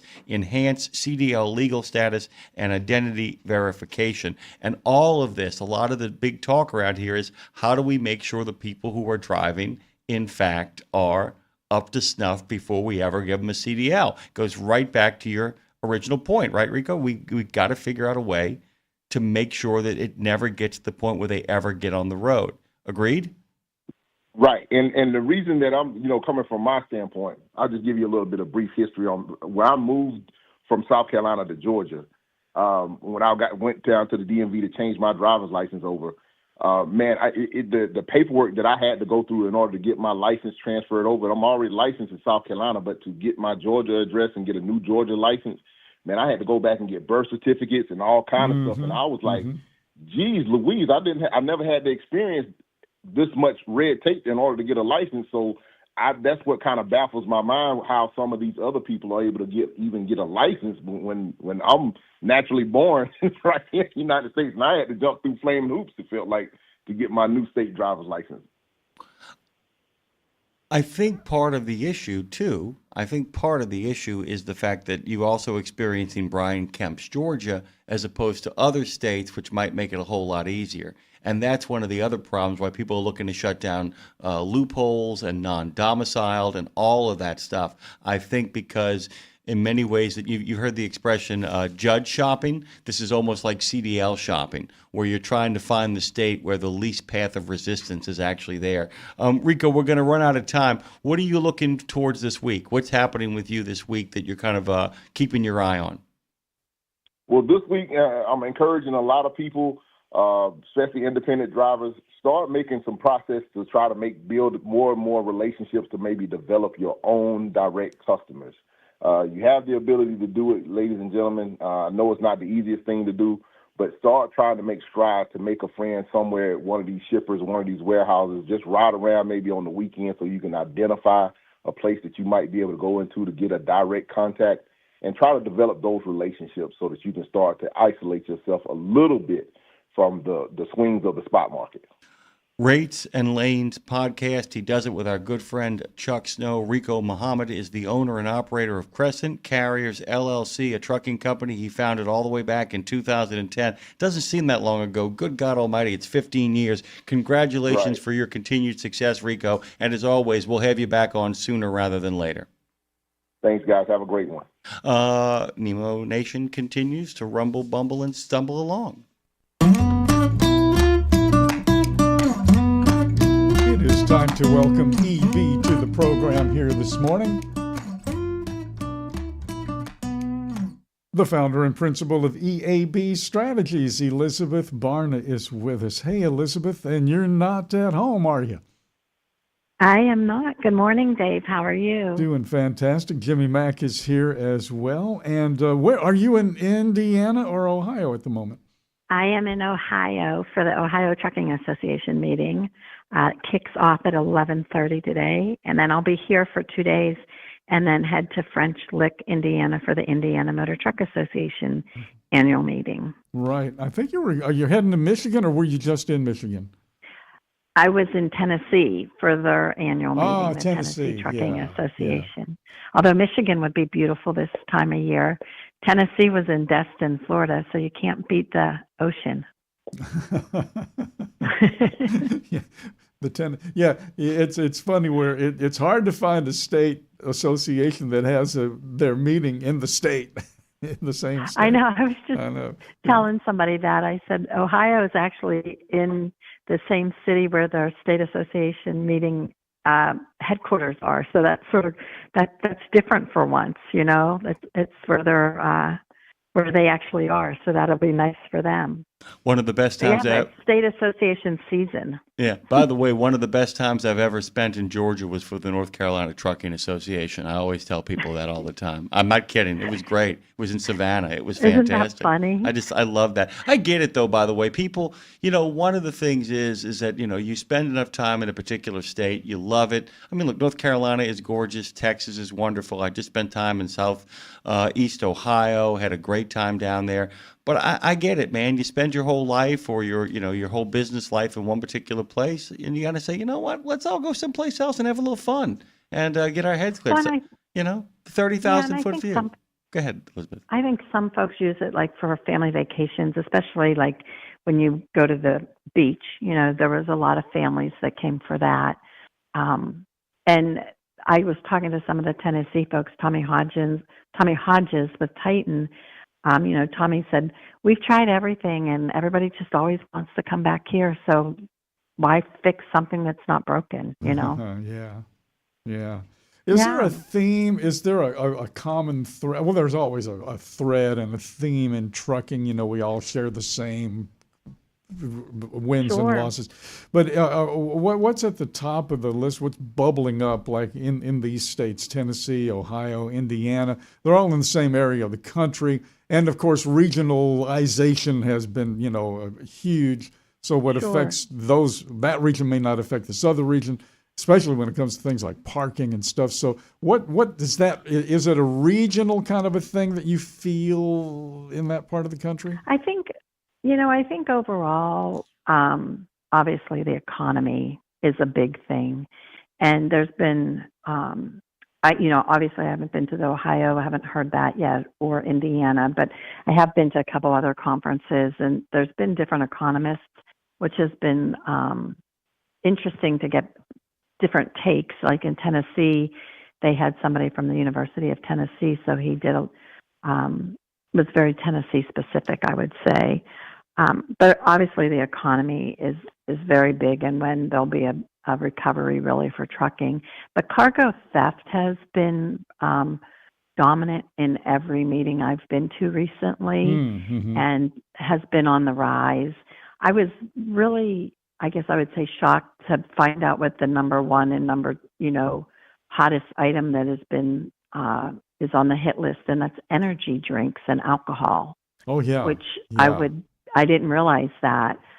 Last year was refrigerators, and 2 years ago were solar panels. So there was a speaker from Travelers Insurance that I just did a fantastic job, and when he asked the audience, what do you think the number one, product is, and nobody got it right, but it was energy drinks and alcohol, and they can repackage them and sell them in smaller, Units, loads, yeah. or then they take them overseas. Yeah. Well, the overseas, it seems to me like the overseas one is the solar panels, and that the energy drinks become like the cigarettes of the modern era, where Right. you can hijack the cigarette truck and you can sell them by the pack. Or my favorite thing is, boy, people got in trouble for this. Open the pack up and put the little cup. Remember that in the old days? You put the cup on the counter with the cigarettes in it and tell people, yeah, man, it's 25 cents a smoke. That's pure profit right there, although not anymore. But that was pure profit back then. Yeah, you can have a cigarette. 15 cents, You 20 can cents. have a cigarette. Yeah. And then I think the other thing is, hiring drivers. And, what is the right driver to hire? There's so many different demographics now. The drivers that want to be home every night, the drivers that want to be home every other night, or Sunday to Friday is still good for them. But making sure that you're actually getting quality drivers, or drivers that want to be in the trucking industry and actually want to drive, so you're not spending the money to hire them and then, 90 days later they're gone. And what is the right formula for that? What's the secret sauce? Yeah, trucking is weird in one regard, in that through the history of trucking, the 100+ year history, it's a long distance occupation, so you're going to be gone. And there was no consideration for the driver whatsoever. I mean, if it was cold, you could stop and sleep. You'd go out and lay on the hood of the truck to get warm. I mean, literally, and that's where TMC came. The regulated common carriers back in the 50s used to have these meetings, and they would force these companies to do something about these trucks for these drivers, and on and on and on. But what I'm getting at is that trucking started off in a completely different societal era, to where the father, the husband, the dad was the breadwinner, and that was job 1, 2, 3, 4, and 5. That was it. Everything else was done by mom, and the dad took care of working. So if he was a truck driver, he was in the truck. He wasn't worried about being home. He was in the truck. There wasn't talk about being home. When I first got into this radio thing in 1972, there wasn't a lot of talk about being home. That didn't start till like the mid to late 80s, when the baby changing tables started showing up in men's rooms. Right. It's really changed over the years, and even in the past 5 to 10 years, it's changed so much, and the home time, and what the driver wants.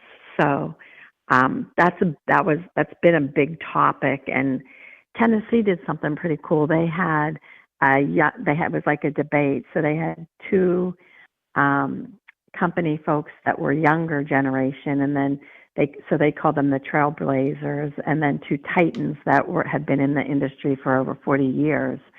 And they asked them different questions, and then the audience voted who won that debate. But they talked a lot about culture. Yeah. And that was one where they all really agreed that culture is so important. You can't just say you have a good culture. You have to, walk the walk, and how important it is. It's a little bit different than what, how they view culture, but you have to have good culture to have a company that people want to come to work at and stay. Elizabeth, we got to say farewell at this moment, but promise us the next time you'll come back that we will talk about culture in more detail. It's a conversation well worth having, and one you know a great deal about, since you are one of the cultural ambassadors of trucking. Thank you, Elizabeth. Thank you, and to all the technicians, happy Technician Appreciation Week.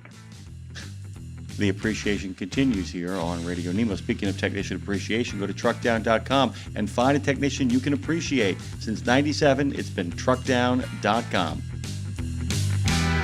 From the wee small hours of the morning to the crack of dawn, Radio Nemo has been there with you. Whether you've got the overnight or you're the first wheels on the road, Radio Nemo's been where you need us to be. Providing the laughs, giving the facts, playing the tunes, and keeping it rolling. We've been your light in the darkness, your first cup of coffee, and a voice of sanity. Semi-sanity, actually. We're all a little crazy here. Crazy for the men and women who keep this country going and moving and doing. Crazy for trucking, crazy for truckers of all shapes and sizes. Is that a fat joke? Not if we can help it. Because it isn't just about the rules and regs, it isn't just about the day-to-day, it's about your health, your homes, and your hearts. So we wanted to say thank you. Thank you. Thank you. Thank you from everyone at Radio Nemo for sticking with us, standing by us, and keeping the traditions rolling into the future. Exceptional value and exceptional values. That's Bennett Trucking. A core commitment of faith, family, and freedom has driven Bennett to being the leading provider of innovative, integrated transportation solutions, both at home and abroad. Bennett's values are not just compatible with providing high-paying jobs and unmatched customer service. They're inseparable. If you're looking for an employer or a partner who believes the best business model is being a model citizen, then Bennett Trucking is the place for you. Go to BennettIG.com and find the folks who share your values. And now back to Nemo Nation with Dave Nemo, Jimmy Mack, and of course, Phone Master Dre. Ooh, I love when she says my name. Good morning, Jimmy and Dave. Back to you. Well, as Yogi Berra would have said, you can observe a lot by just watching, but we're going to observe a lot by just listening right now because we're going to be listening to Kevin Birch. He is the VP of Government Affairs and Sales at Martin Transportation Systems, but a longtime friend of the show and a great ambassador, as is Elizabeth, to the industry. Kevin, good morning. Hey, good morning, Dave and Jimmy Mack. Good to be here. I've got a high bar to try to get over with Elizabeth Barna. That's a tough one to follow. I don't think that's ever happened before. She paid me $15 not to have to follow you. Oh, that's a good one. Well, good morning to you guys. Good morning. So she's doing some traveling right now. What about yourself? I'm in Dayton, Ohio, crossroads of America. Not traveling quite as much. I don't know whether it's because of the age or because of technology. You don't have to travel as much. But no, I'm doing well, and it seems like. I think I've heard you say it before. We're about the same age, but it seems like we learn something every month. Oh, Jimmy definitely. Jimmy Mack's a young one, but I'm sure he's learning too. But I know I am. I tell you this, I might be a young one. My knees don't agree with any of that sentiment. By the way, I don't. My knees don't feel like I'm younger than you guys. Kevin, it's good to have you on this morning. And Dave's got some stuff for you as well. But one of the things that you and Elizabeth always have been as real great ambassadors and real positive energy in the trucking sphere. But I wanted to kind of ask you right now, because we are in the midst of a tough time for truckers to make money, and if you had any thoughts or any insights into how to maintain that positive attitude, or what you're seeing out there as you talk to a lot of folks both on the road and behind the desk, because you're one of those people, like our friend Tom Bray, who actually does talk to people on all sides of the industry. Well, I appreciate the opportunity because, I just really love to be involved in the trucking as I have over the years and to tell our story. I've got a kind of a large nose, but I got larger ears, so I try to listen to drivers. And it's surprising that I'd say the last two, 3 quarters, there's been kind of some concern about the money issue, maybe some attitude issues because trucking companies are faced with shippers and whatnot looking for lower pricing, if you will, and the economy and all the things going on. But I will say that a lot of the drivers have said, they're happy with the pay rate, the fact that, let's face it, what the drivers were making 4, 5, 6 years ago There's no comparison where they're at today. But one thing I have noticed is that I don't think it's the word concern, but I think it's the drivers they understand that the economy affects trucking companies, and that they are making a fairly good wage with benefits and schedules and whatnot has improved, and they're not. I don't think they have a defeative attitude, if you will, Jimmy Mack, but I think they know that we've got a bumpy road and that we've gone down this before, and I think we're all right. I think I know a lot of my colleagues will say, I'm getting tired of, changes are coming next quarter, and then it's the next quarter, then it's the next year. I heard economists out there at 2027 talking. So you got to be a little bit careful about all this data that everybody likes to use that word data, but I think the driving force right now that we have is the needle is more to the right than it is to the left.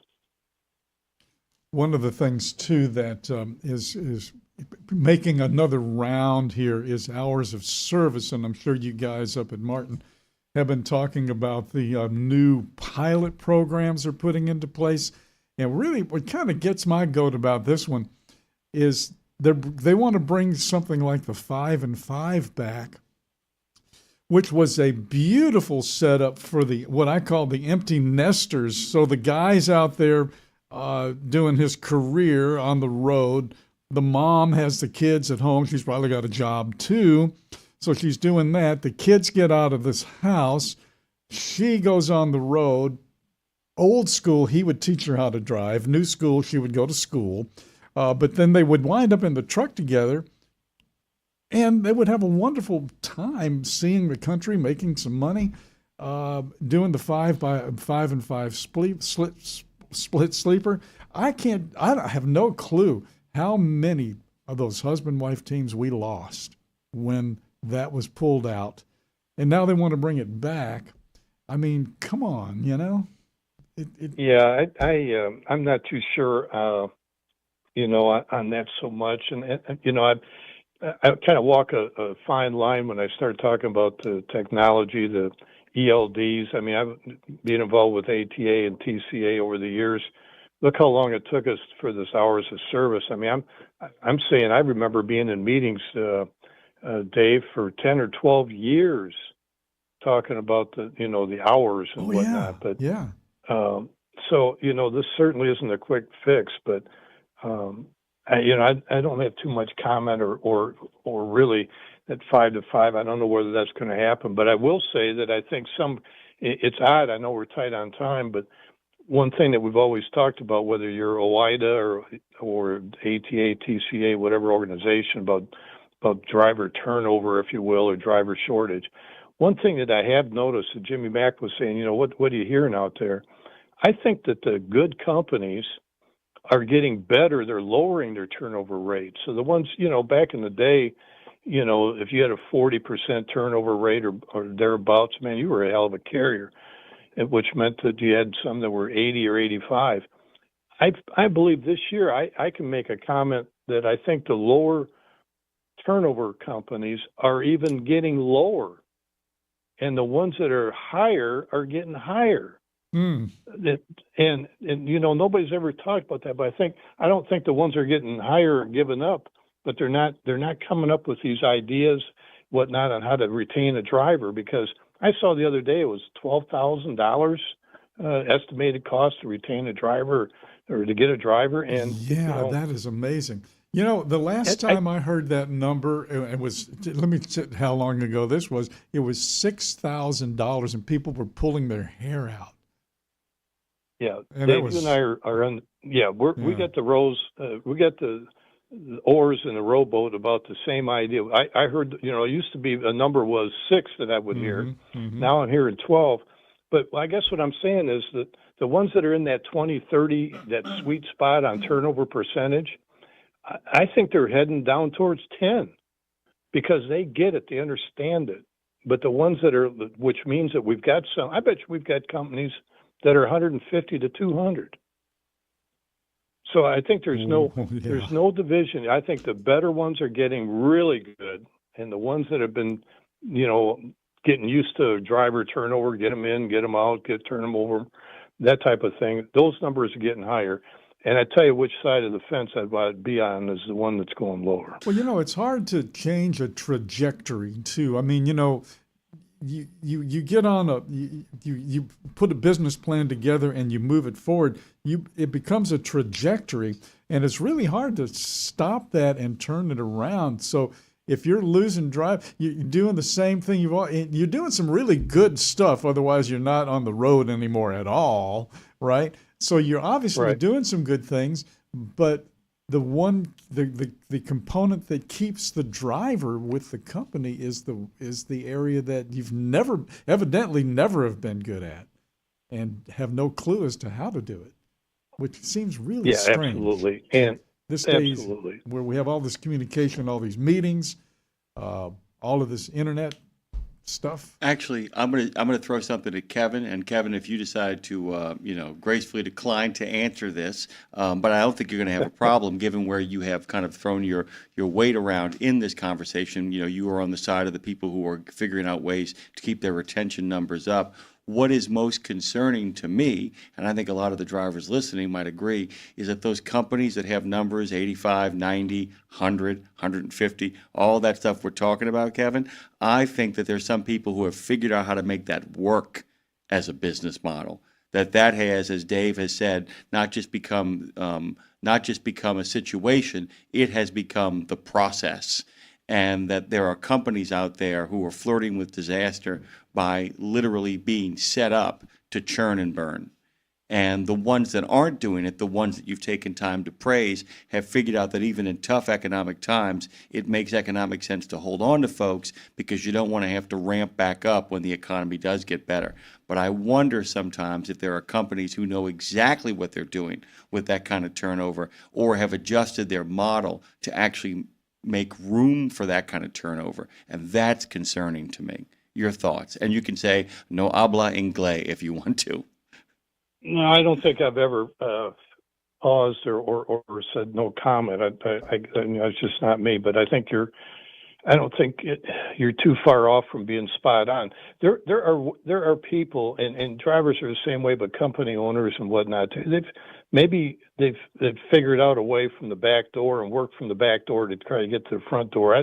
That's probably not a smart way, but maybe I think what you just said, Jimmy Mack, is that maybe some companies have figured that turn and churn, that type of thing, and that raises my hair on my arm, and that's not a good thing to figure that out, because that's not good for the industry. It's not good for the motoring public. It's not good for the economy.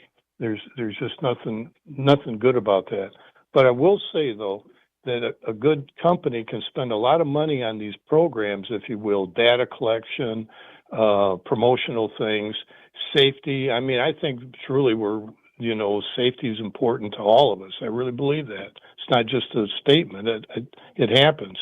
But when you're not making money and you're having issues, it's tough to promote things like that if you don't think that your competitors are doing it, whether it's the technology on a trailer or a truck.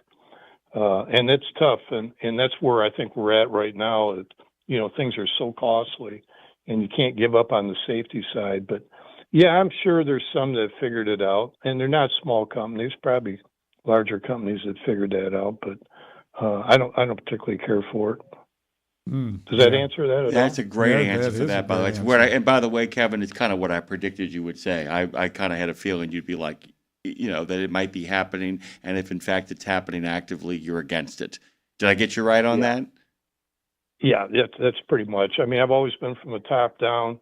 I believe in that with the image programs that I've been involved in, and as I get older, I don't say choose my words carefully, but what you say makes a difference, because the time clock is ticking, and this trucking thing, it's continually changing.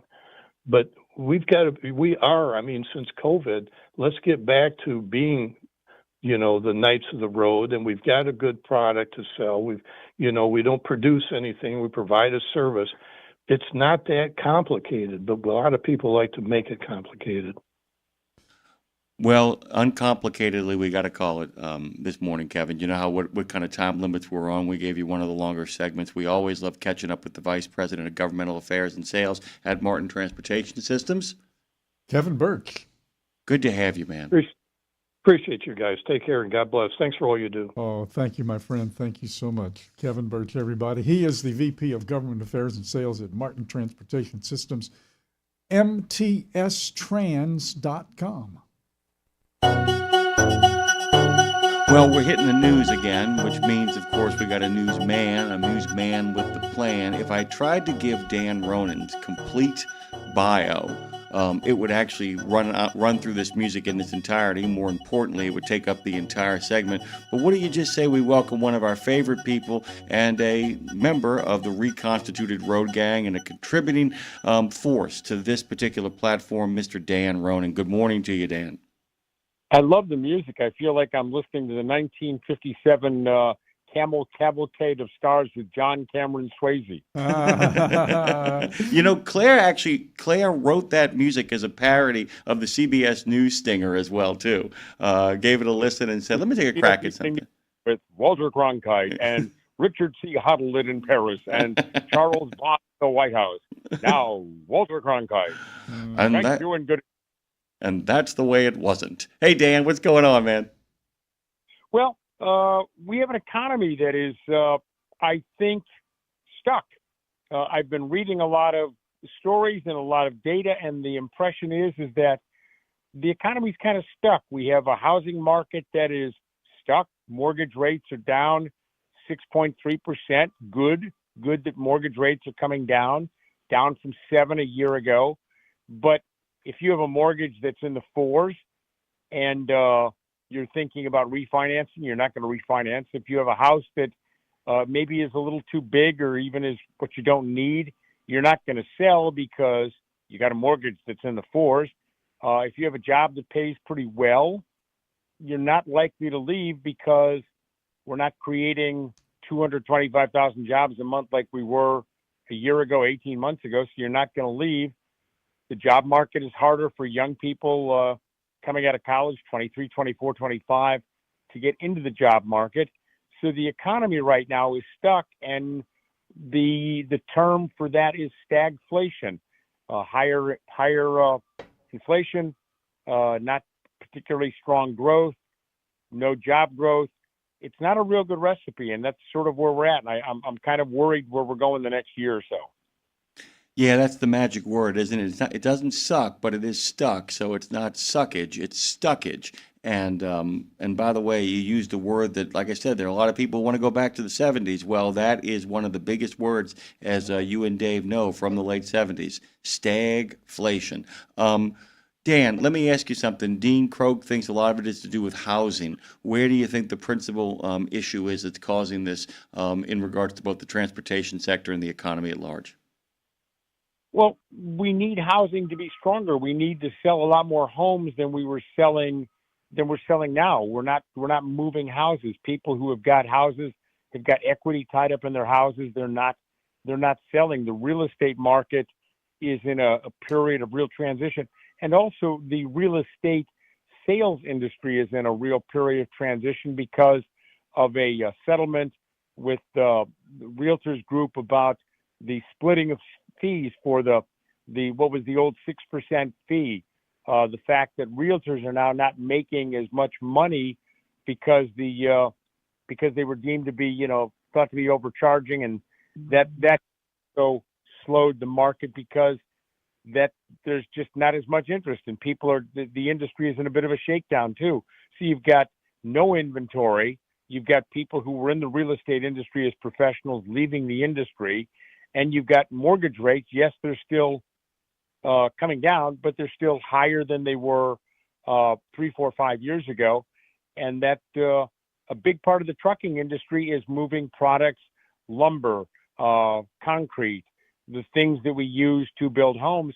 And we're not making as many homes. We're not making as many new homes either. There is also the international component as well. And one of the things, I saw some numbers over in Europe, and they are saying that about 26% of people who take the survey basically said that they are steering away from U.S. products now because of the tariffs. So you have that component, and I don't know, 25% of Europeans not buying American stuff. I don't know if it's not as important, obviously, as home building is here, but it certainly is a pretty big chunk of change when it comes down to it. And that's just Europe. You've also had a big drop off in tourism. Oh, Lord, from yes. our friends in Canada. I mean, look at I live along the I-95 corridor, and you hear from restaurants, you hear from folks in the hotel industry that our friends from Toronto and from Ontario, from Montreal, who normally go to Arizona or go to Florida for the winter, because of the animosity they feel that is being expressed towards their country from Washington, they've said, you know what, guys, we're just going to stay home. We're gonna stay home. We're going to keep our money in Canada. And there's a lot of animosity towards the U.S. right now from Canadian citizens and from Mexicans who would also be coming into the United States as well. Look at what's happening in the farm community, where now we are seeing farmers saying, I've got soybeans that I've got to get out of the ground. It's now the time of the season where we start pulling the soybeans out, and I don't have the workers to help me get my grain bins full. This is problematic. I think, we've got some real serious issues that need to be addressed. I think I just saw, and correct me if I'm wrong, because you're much deeper into this than me. I think I just saw, Dan, where the amount of soybeans that China has bought now is zero. Yes. In soybeans, zero. We were exporting 22% of soybeans to China. And that market, because of tariffs and what the Chinese feel is, unfair tariffs, they're just not purchasing it. So now you've got those soybean farmers in Iowa, Nebraska, Southern Illinois, all of the Midwestern farming states, that they have lost a big market for their product. Again, very concerning. Well, there's another component there too. Speaking of, like where is the economy the worst? Let's take those bean farmers, the grain and bean farmers in the Midwest who depend on riverboat barge traffic on the Mississippi River to get stuff out of Missouri, Iowa, down here to New Orleans to go to Europe or Latin America. The last two springs and summers, the river has been so low that they couldn't get full barges down the river. So they'd have to take those soybeans and take them to the West Coast to send them to China. And now China's not buying any. If the river is low next year, as it was the last 2 years, and there's no reason to think it won't be, wow. I mean, yeah, and then they have to move it by rail from Des Moines to Kansas City to Oakland, which is one of the big ports for exporting agricultural products. You end up having to move it by rail, which is more expensive than putting it on a barge and running it down the 1,500 miles of the Mississippi. So there's another cost. Now, all of a sudden, your transportation costs are 7, 8, 9% more expensive than they were. Also, it takes a little bit longer, and it may sit at Oakland for a while before it's exported out of the country. Again, another concern. So you've got higher costs for transportation. It's a tough time to be in the farm community these days.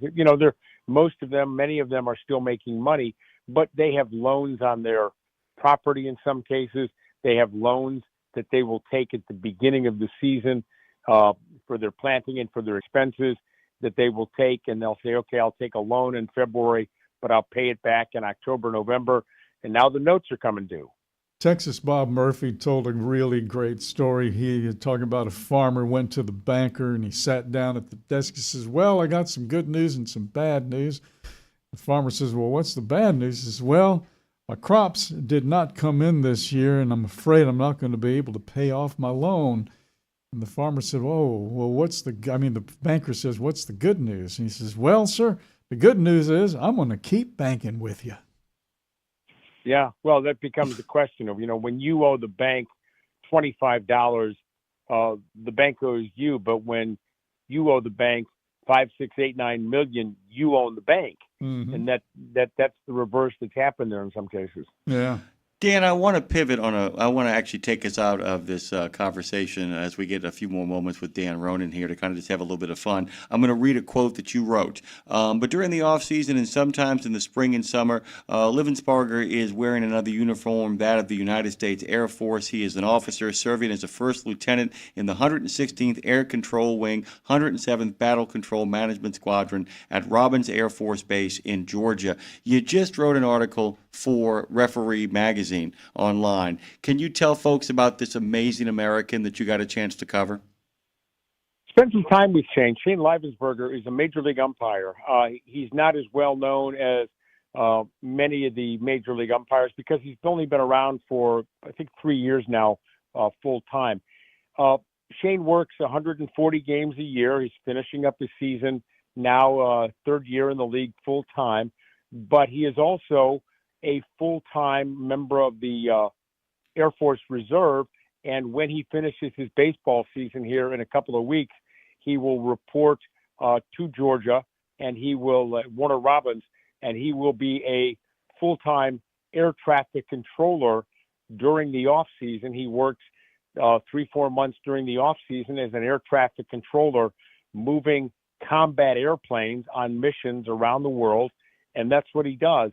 A remarkable man, a truly a patriot, loves his country, a very good umpire, also a physical fitness guru. He and his wife own a physical fitness company. They design physical fitness equipment, and he is really one of the people in Major League Baseball for the next 15, 18, 20 years.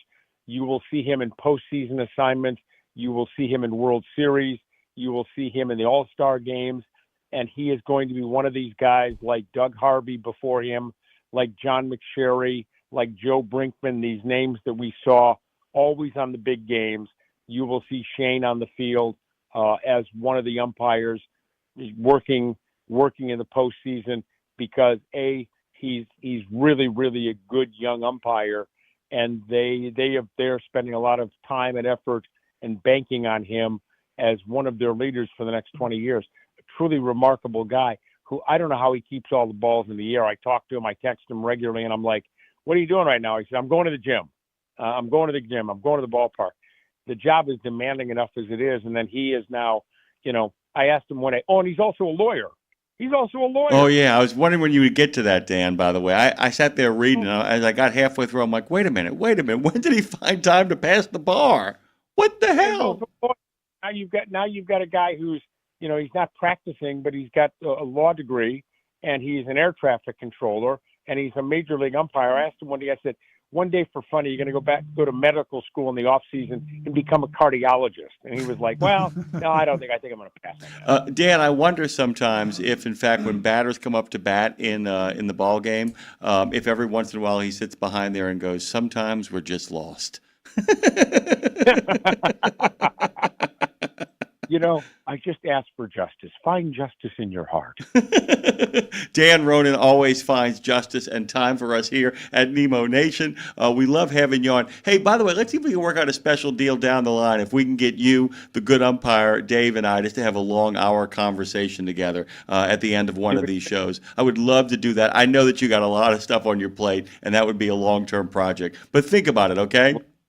We'll see what we can do. Thank you, Dan. Always good to talk to you. Bye, guys. All right. Dan Ronan is a regular contributor here, and hopefully we got some big stuff cooking with him as well, too. Nemo Nation continues fast and furious. We got another 3-spot coming up over the half hour. Today is the anniversary of the first episode of Charlie's Angels, 1976. Farrah Fawcett had a very interesting stipulation in her contract, and we'll talk about that in just a moment. Get $25 off on your next preventive maintenance service. Stop by TA Truck Service and save when you choose Castrol oil and a Fleet Guard oil filter. Now through September 30, 2025. Enjoy premium performance with trusted brands. Castrol, protection for the long haul guaranteed. Fleet Guard, run cleaner longer with filtration science. Our ASC certified technicians are ready to deliver expert preventive maintenance and more. TA Truck Service, Castrol, Fleet Guard, your partners in preventive maintenance.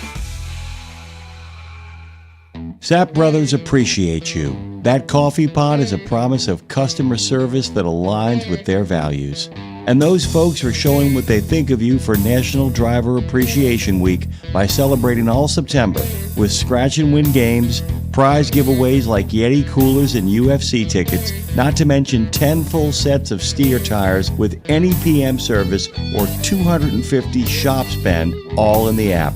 Download the app and be a part of a generous rewards program for professional drivers. $2 all-you-can-eat pancakes, steak specials, and cookouts and celebrations. Sap Brothers serves professional truck drivers. First-rate travel centers, family-friendly restaurants, and world-class maintenance. It's a promise that they, the coffee pot, is there for you. Go to sapbros.net and find the values you expect from home and download the SAP app. Live from the I-10 corridor from the Fastport Studios in the city of New Orleans, it's Nemo Nation. Before we get to our in-studio guest in the next half hour, and before we get to the three guests in this fast and ferocious half hour on Nemo Nation, inquiring minds want to know, Dave, what did Farrah Fawcett actually have in her contract? Okay, now, she was very famous before she became one of Charlie's Angels. She did the shampoo commercials. She was married to Lee Majors, who was the $6 million man on TV. She had a contract with Aaron Spelling, who was the head of the Charlie's Angels production. She had to be done shooting every day by 7 p.m. to make it home in time to cook dinner for her husband, Lee Majors. Remind me, by the way, to tell you a really cool Lee Majors story about the importance of actually reading a room, about Lee Majors, James Cameron, John McTiernan, and Arnold Schwarzenegger having a meal at the clubhouse in a golf club in Australia. It's a really great story about how you should respect people and respect a room. Really amazing one about 5 great guys in a room and a reporter who misread what was going on. Welcome back to Nemo Nation. We got a great guest coming up here next. Would you care to do the honors, Dave? And we respect him very much. The respectable John Houslaughton is going to be joining us. He is the president of the Minnesota Trucking Association. The guy that called me 1,000 years ago and said, "Hey, Dave, you know this new biodiesel? Guess what? It freezes in the wintertime." Hey, John. Good morning.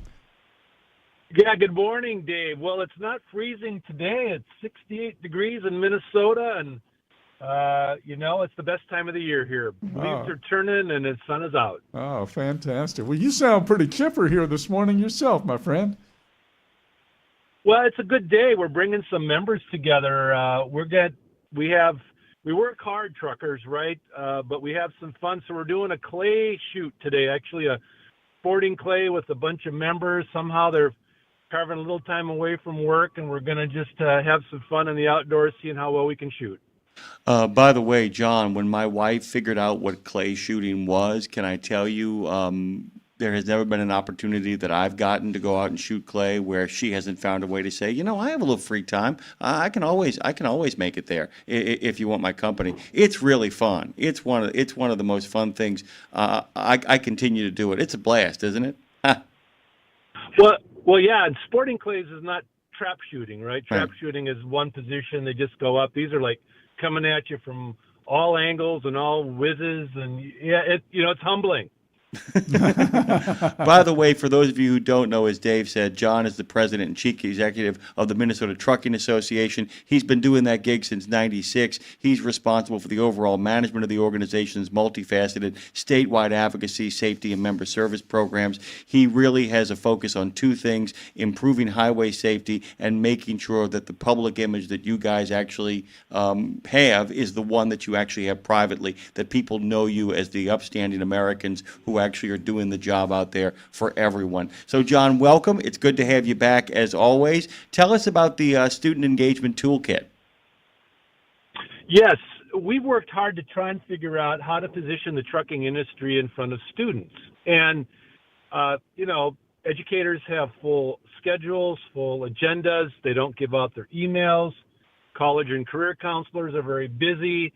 So it's like, how do you get through that? So we hired an educator to help us sort of decode it, figure out the DNA, and we've created a student engagement toolkit that is put in the language and the images and the bits and bytes of the way educators and students want to receive it. It's a kit we commissioned, we created, and it's available to our members and frankly anyone in the trucking industry about how to communicate and get the message, and it gives them a lot of tools, specific tools on how to do it. You have different, there are different tracks on the, in other words, the toolkit isn't for the students, not for the kids, it's for the companies and the organizations, right? Yes, our fleets, our drivers, we do a lot of outreach already, but what happens when you get asked to do a career fair or a career day or a touch a truck event, or maybe it's a driver's ed class? These are all like different applications, and the toolkit has this great matrix that says if you've got like a 10-minute one-person thing, here's a template and here's what you can talk about. If you've got and then you got a whole day and you're doing a touch a truck event with a bunch of other trucks, and now you need to have a PowerPoint and you need to have this, we have templates and we have literally everything in the middle. So we make it easy for our fleets because, we run trucking companies. We drive, we do these things. So like, how do we do this? It's creating a framework, again, in a manner for the industry so that when they're asked by educators or if they have a connection and they want to leverage that and tell the trucking story, we give them ready-to-go tools. It's interesting. Okay, traditionally, and I've been around longer than anybody listening, including you, so I remember when the traditional place to get a new truck driver was from a family that already had one, or from a farm where you had big equipment and the road was like the next step. Okay, so you get all of that.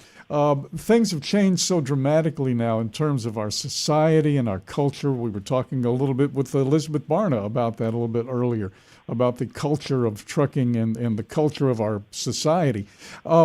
So kids today are not the kids they were 50 or even going back to the earliest days of trucking 100 years ago, which seems like a long time, but that was the 1920s.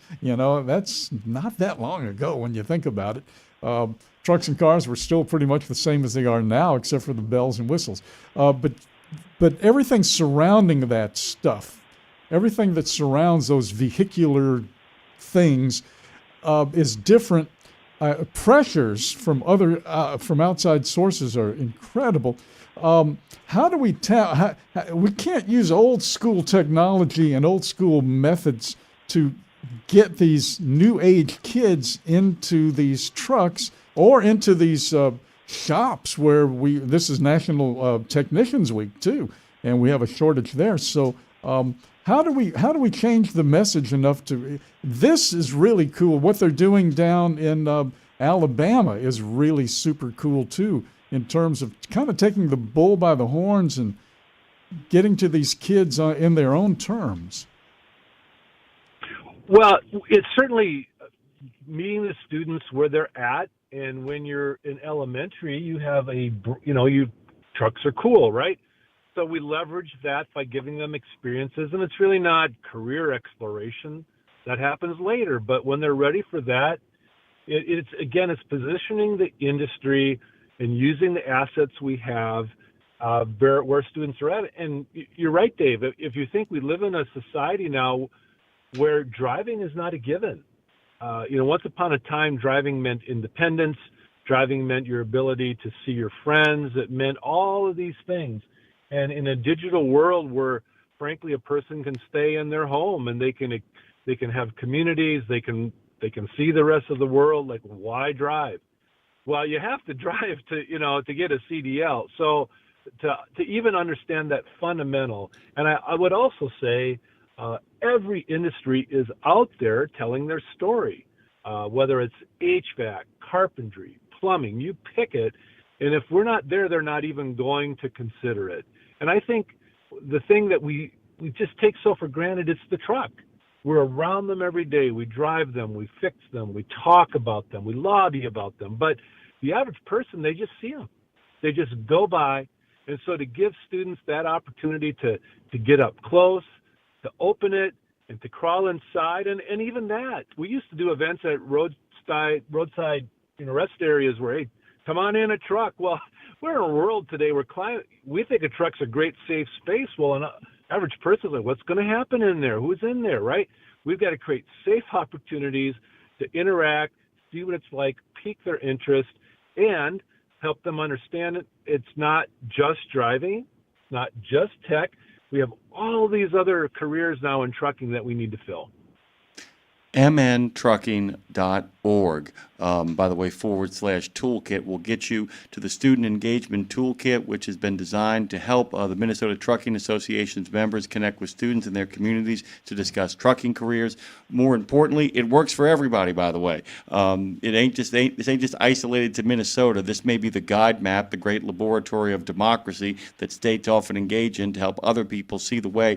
John, it is great having you on. Promise us you'll come back for a longer form conversation on Education Station. It's a segment we do once a week. We'd love to have you on and talk more about the toolkit in longer form. Can you promise us you'll do that? I hate to put you on the spot, but can you promise us?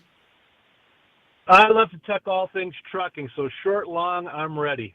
Fantastic. Thank you, John. Have the best of days and enjoy the shoot. All right. Take care, guys.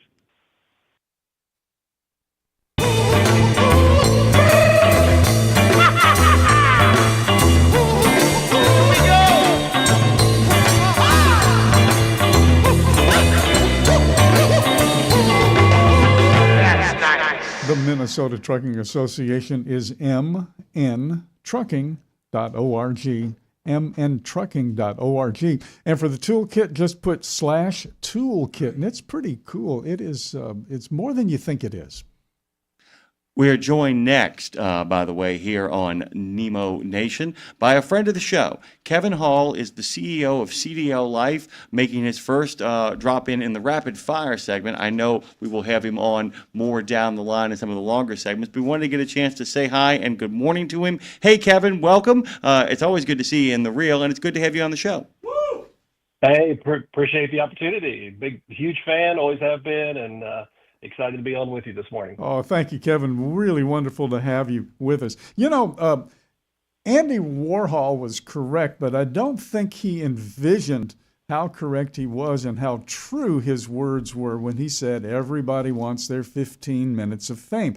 He had no clue that one day, not in the very too far future, that everybody would have the opportunity to have their 15 minutes of fame. And you know where I'm going here. With the internet, the social media platforms, and news used to be from news sources. You'd go to a farm to get some corn. You know what I mean? And you would go to the news source, the newspaper, the news magazine, the news channel, the news station to get your news. Now we're getting news from everywhere else but those sources, it seems, and they are starting to diminish the traditional established news entities. So anybody becomes a newsman now. You guys at CDL Life and others in the industry, Landline and OOID, you guys are real news sources, real news aggregators. How do you cut? What's up with that? Yeah, isn't it amazing? Yeah. I mean, I'm sure you remember the days you used to have a phone number. You remember that? Oh my Whenever you God! saw something happening, Yeah. You didn't pick out your phone and record it and put your opinion to it. You called the news station, right? And they came out and yeah. But I'm a huge advocate for journalistic integrity, and that's obviously a lost art form these days, and it's being bombarded by so many different avenues. Obviously, biased media is probably one of the biggest ones, but at CDL Life, we have actually both. We have the news publication that we are very proud to say that we focus in on being 100% accurate. There's mistakes that happen occasionally, but we have a great team. They take pride in putting out factual, researched information.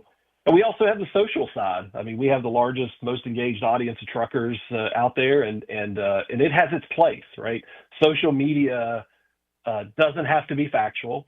Social media doesn't have to be real. That's just what social media is, and it does give people a voice, and those voices, again, they don't have to be real. They don't have to be factual.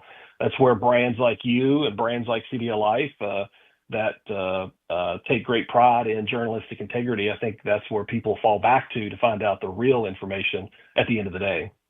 2.9 million social followers and a social reach of over 20 million. And the other thing is, too, about why, the community highlights are so important, though.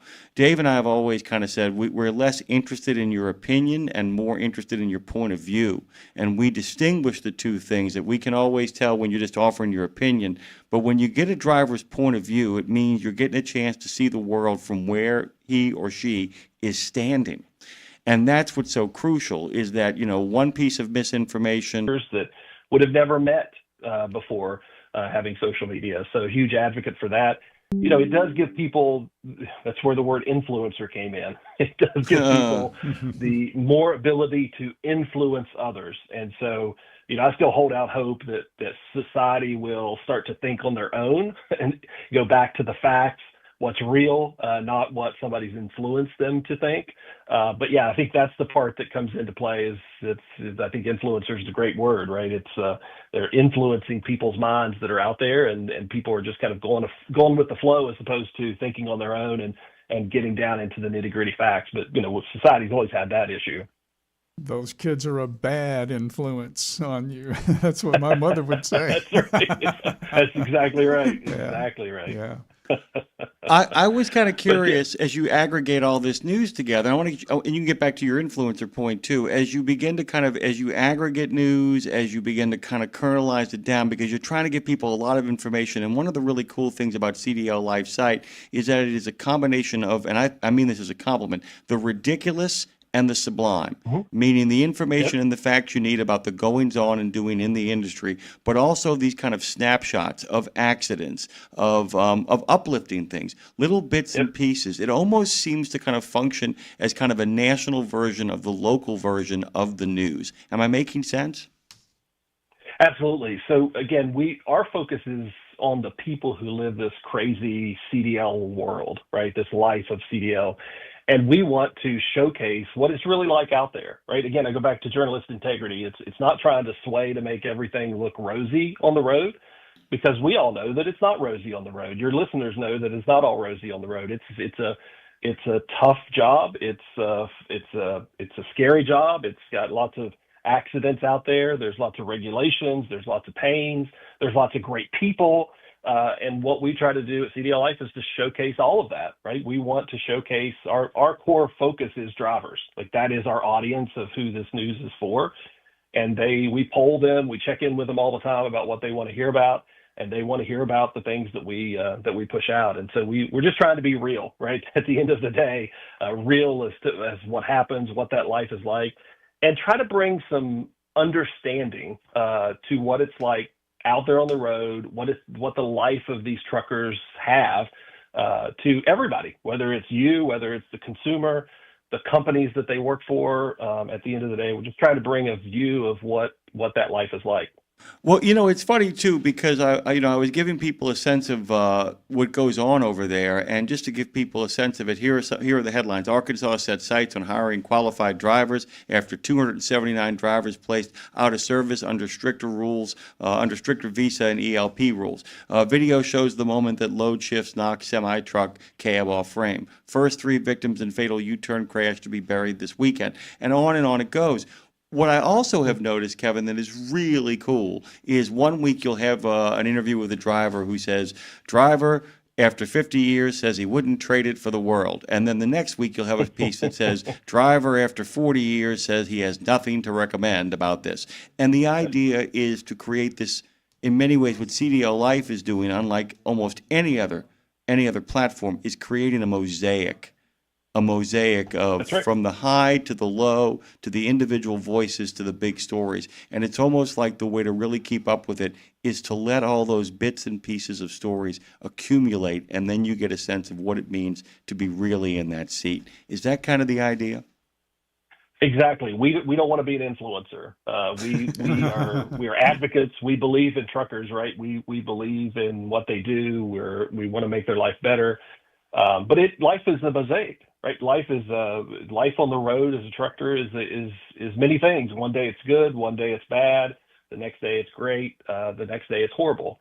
You just never know, and so that's our goal. I appreciate you saying that. We get bombarded by folks who say, "Why don't you just push news that is the good stuff in trucking? Why isn't everything the good stuff in trucking?" Well, not everything is good in trucking. Like, let's face it, right? We want to highlight, certainly there's amazing things, amazing people, not only truck drivers, but people who are running businesses out there that employ truck drivers. There's just great people. I mean, that's the great thing about this trucking world that we live in, is it is filled with amazing folks.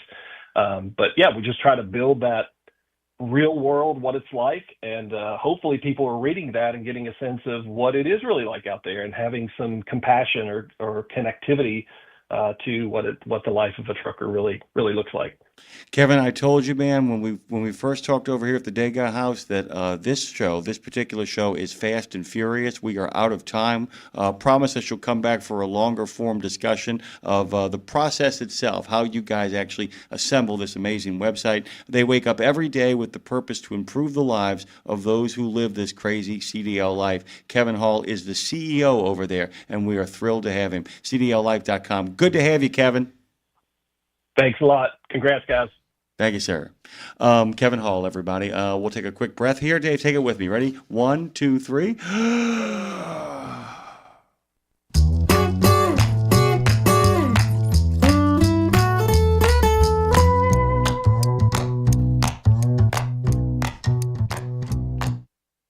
Mike Roth is joining us. Mike is the Executive Director of NACFE, the North American Council for Freight Efficiency. And, of course, we are starting week number 2 of the 3-week Run on Less Messy Middle effort. And 13 fleets, 14 trucks running on less diesel, battery, electric, hydrogen, fuel cells, renewable natural gas, renewable and biodiesel, and hybrids, and all of the above, at least so far. And there may be more to put on the list in days to come, maybe less. We'll find out. But Mike, good morning. Where are you this morning? Good morning, Dave. Everything's good. You got all of that right. You jam-packed a bunch of stuff in a couple of sentences, except this is the last of the 3 weeks. Oh, is Dave. it? So, Jeez, I'm always a week behind. Today, yep. So we're on the home stretch, I guess. We do 18 days because we want to make sure to get most of 3 weeks, because you never know. I mean, there could be, trucking is what trucking is. There could be a longer run or something special that one of these trucks that do, and we find 3 weeks is about a right amount of time to do it. Ah, perfect. Okay, I got you. Yeah, that was a little semantics there. I was picturing 3 and saying 2, but at any rate, obviously the numbers are going to be coming out here shortly, and we're going to get bombarded with every number we can imagine, and that will all be analyzed and used, and we'll move from there. But right now, I guess it's really the stories and the people behind the wheel. What are you hearing from some of the folks on the road out there in terms of how they're doing with this, and how they are being perceived when they get to a fuel stop or to a terminal? Yeah, it's fascinating. I mean, we've got everything here, Dave. I mean, we got hydrogen trucks, battery electric, whenever a Tesla or this new Windrose, or even one of the Freightliner eCascadias or Volvo, whenever they're seen on the road, people look, hey, that's an electric truck, and then of course, if there happen to be charging somewhere and you catch them, that's interesting. So there's a lot going on here. I'll start with the drivers themselves. I mean, the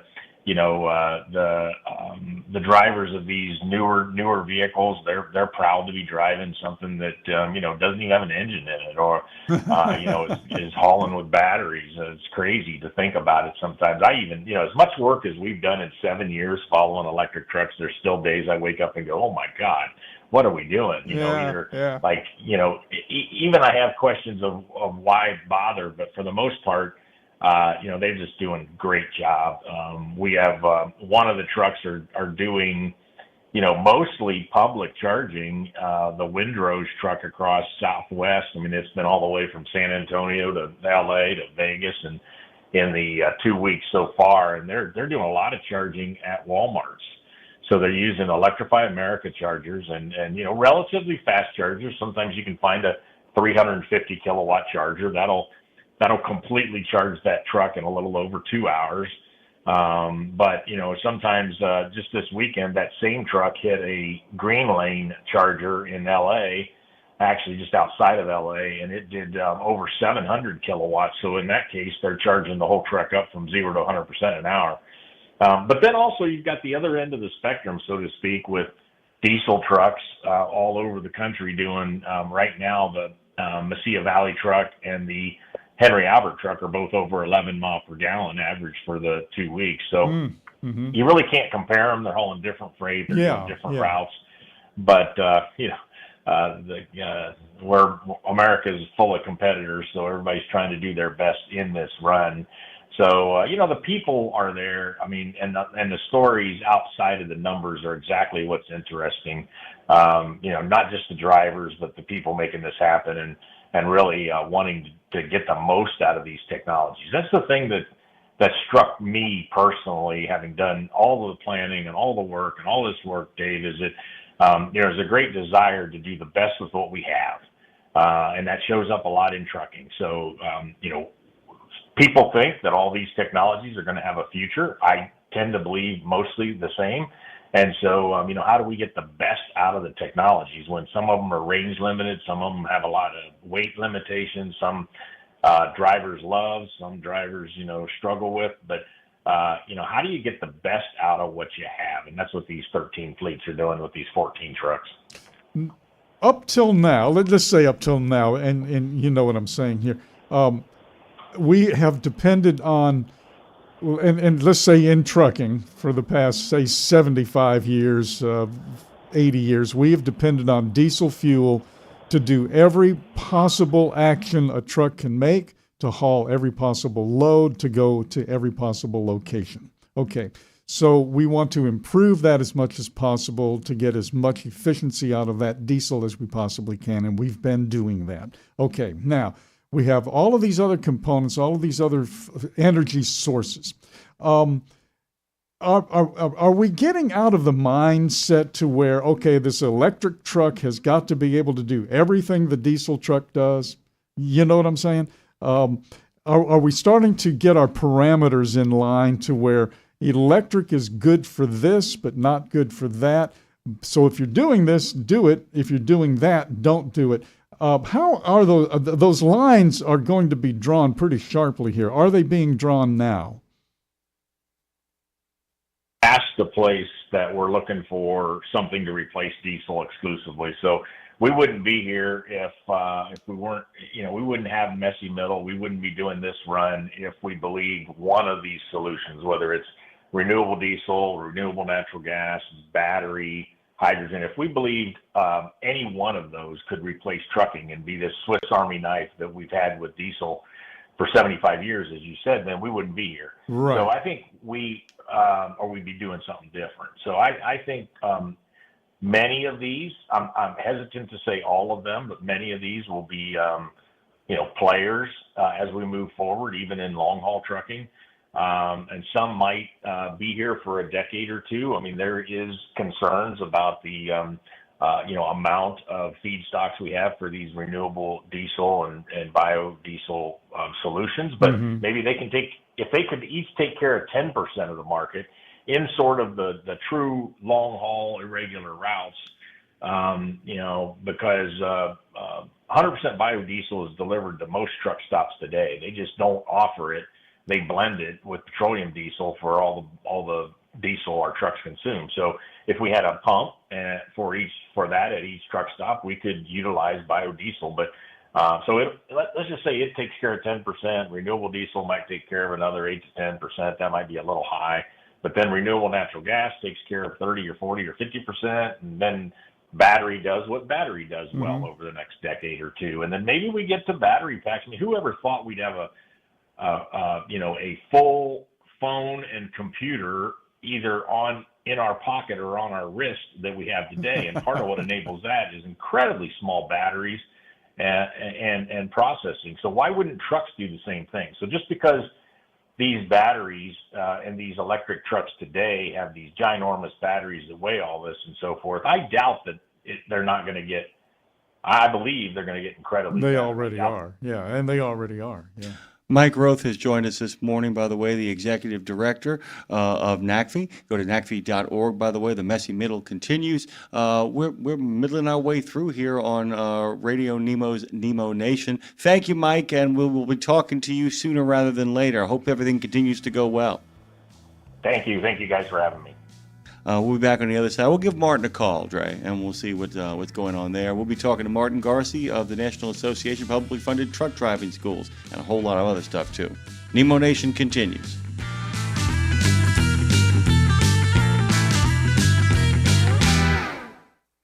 At Radio Nemo, we believe in finding your tribe, your people, your gang. But you can't find your gang unless you find yourself, and you can't find yourself unless you're right? Lindsay Lawler's We Should Write is a podcast about the healing power of writing. It dives deep with creatives of all types to discover how putting a pen to paper helps them work their stuff out, and maybe gives you the permission slip to do the same thing. We Should Write, live at noon in the center every Wednesday, and then everywhere you get your podcasts. Go to RadioNemo.com and learn how to write yourself to healing, creativity, and clarity. Right? The mission of Wreaths Across America is unwavering, remembering our fallen heroes, honoring those who are currently serving, along with their families, and most importantly, teaching the next generation about the value of freedom. And you can join our mission with a $17 donation that sponsors a fresh Maine Balsam Remembrance Wreath. Each wreath will be laid in honor of a veteran who gave the ultimate sacrifice for our nation. To sponsor your wreath, please visit wreathsacrossamerica.org. That's wreathsacrossamerica.org. 17 Sapp Brothers Travel Centers are known for great food, hospitality, and mom-approved showers and restrooms. But don't forget the service centers. Sapp Brothers ASE certified technicians can repair nearly any issue in shop or roadside, including axle repair. Dig into your free steak dinner with your oil change. That's a Sapp Brothers tradition to thank you for your business. Tires? Sapp Brothers will beat any competitor's advertised price on tires. And download the Sapp Brothers app for exclusive promotions in the shop, restaurant, and store. Your spot under the coffee pot is waiting for you at Sapp Brothers. Pro drivers, say hello to your perfect fuel stop, Racetrack. Perfect as in hello, everything you need on the go. Oh, hi there, dedicated truck lanes. What's up, hot and delicious grab-and-go food? And hello, cat scales, clean restrooms, and large, easy-to-maneuver lots. Racetrack has what you want so you can get in, get out, and get back on the road, turning miles into money. Next time you need to stop, say hello to the fuel stop built for pro drivers. Racetrack, whatever gets you going. Buckle up, because we're merging back into traffic on Radio Nemo's Nemo Nation. Hey guys, if you have the audacity to listen on Odyssey, welcome aboard. If you've given your heart to iHeart, we are thrilled to be pumping you down the road. If, in fact, you're living your best life at Live 365, you're in the right place. And by the way, it's always good to have you yakking it up on the YouTube, as many of our friends are. Welcome to Nemo Nation, the greatest trucking show in the known universe. That's right. Forget about those guys at Zebulon 5. We're making the miracle happen over here at the Fastport Studios at the historic Degas House. And don't forget, I just got back from the Transition Trucking Driving for Excellence Awards. We're now down to just a couple of finalists who will be getting a chance to let you guys meet over the next couple of weeks. And also, we'll be talking to in detail in December when we actually head over there for the Vet Ready Summit, the awarding of that Kenworth T680 truck, and, of course, the laying of the Reeves at Arlington. But as always, all of it happens because of our good friends at Fastport. Dave, do the honors. And Fastport is the place where you want to go if you're looking for folks to come to work for you. Fastport solves America's toughest recruiting and workforce challenges through research, technology, yes, but most importantly, people. From registered apprenticeships to veteran readiness.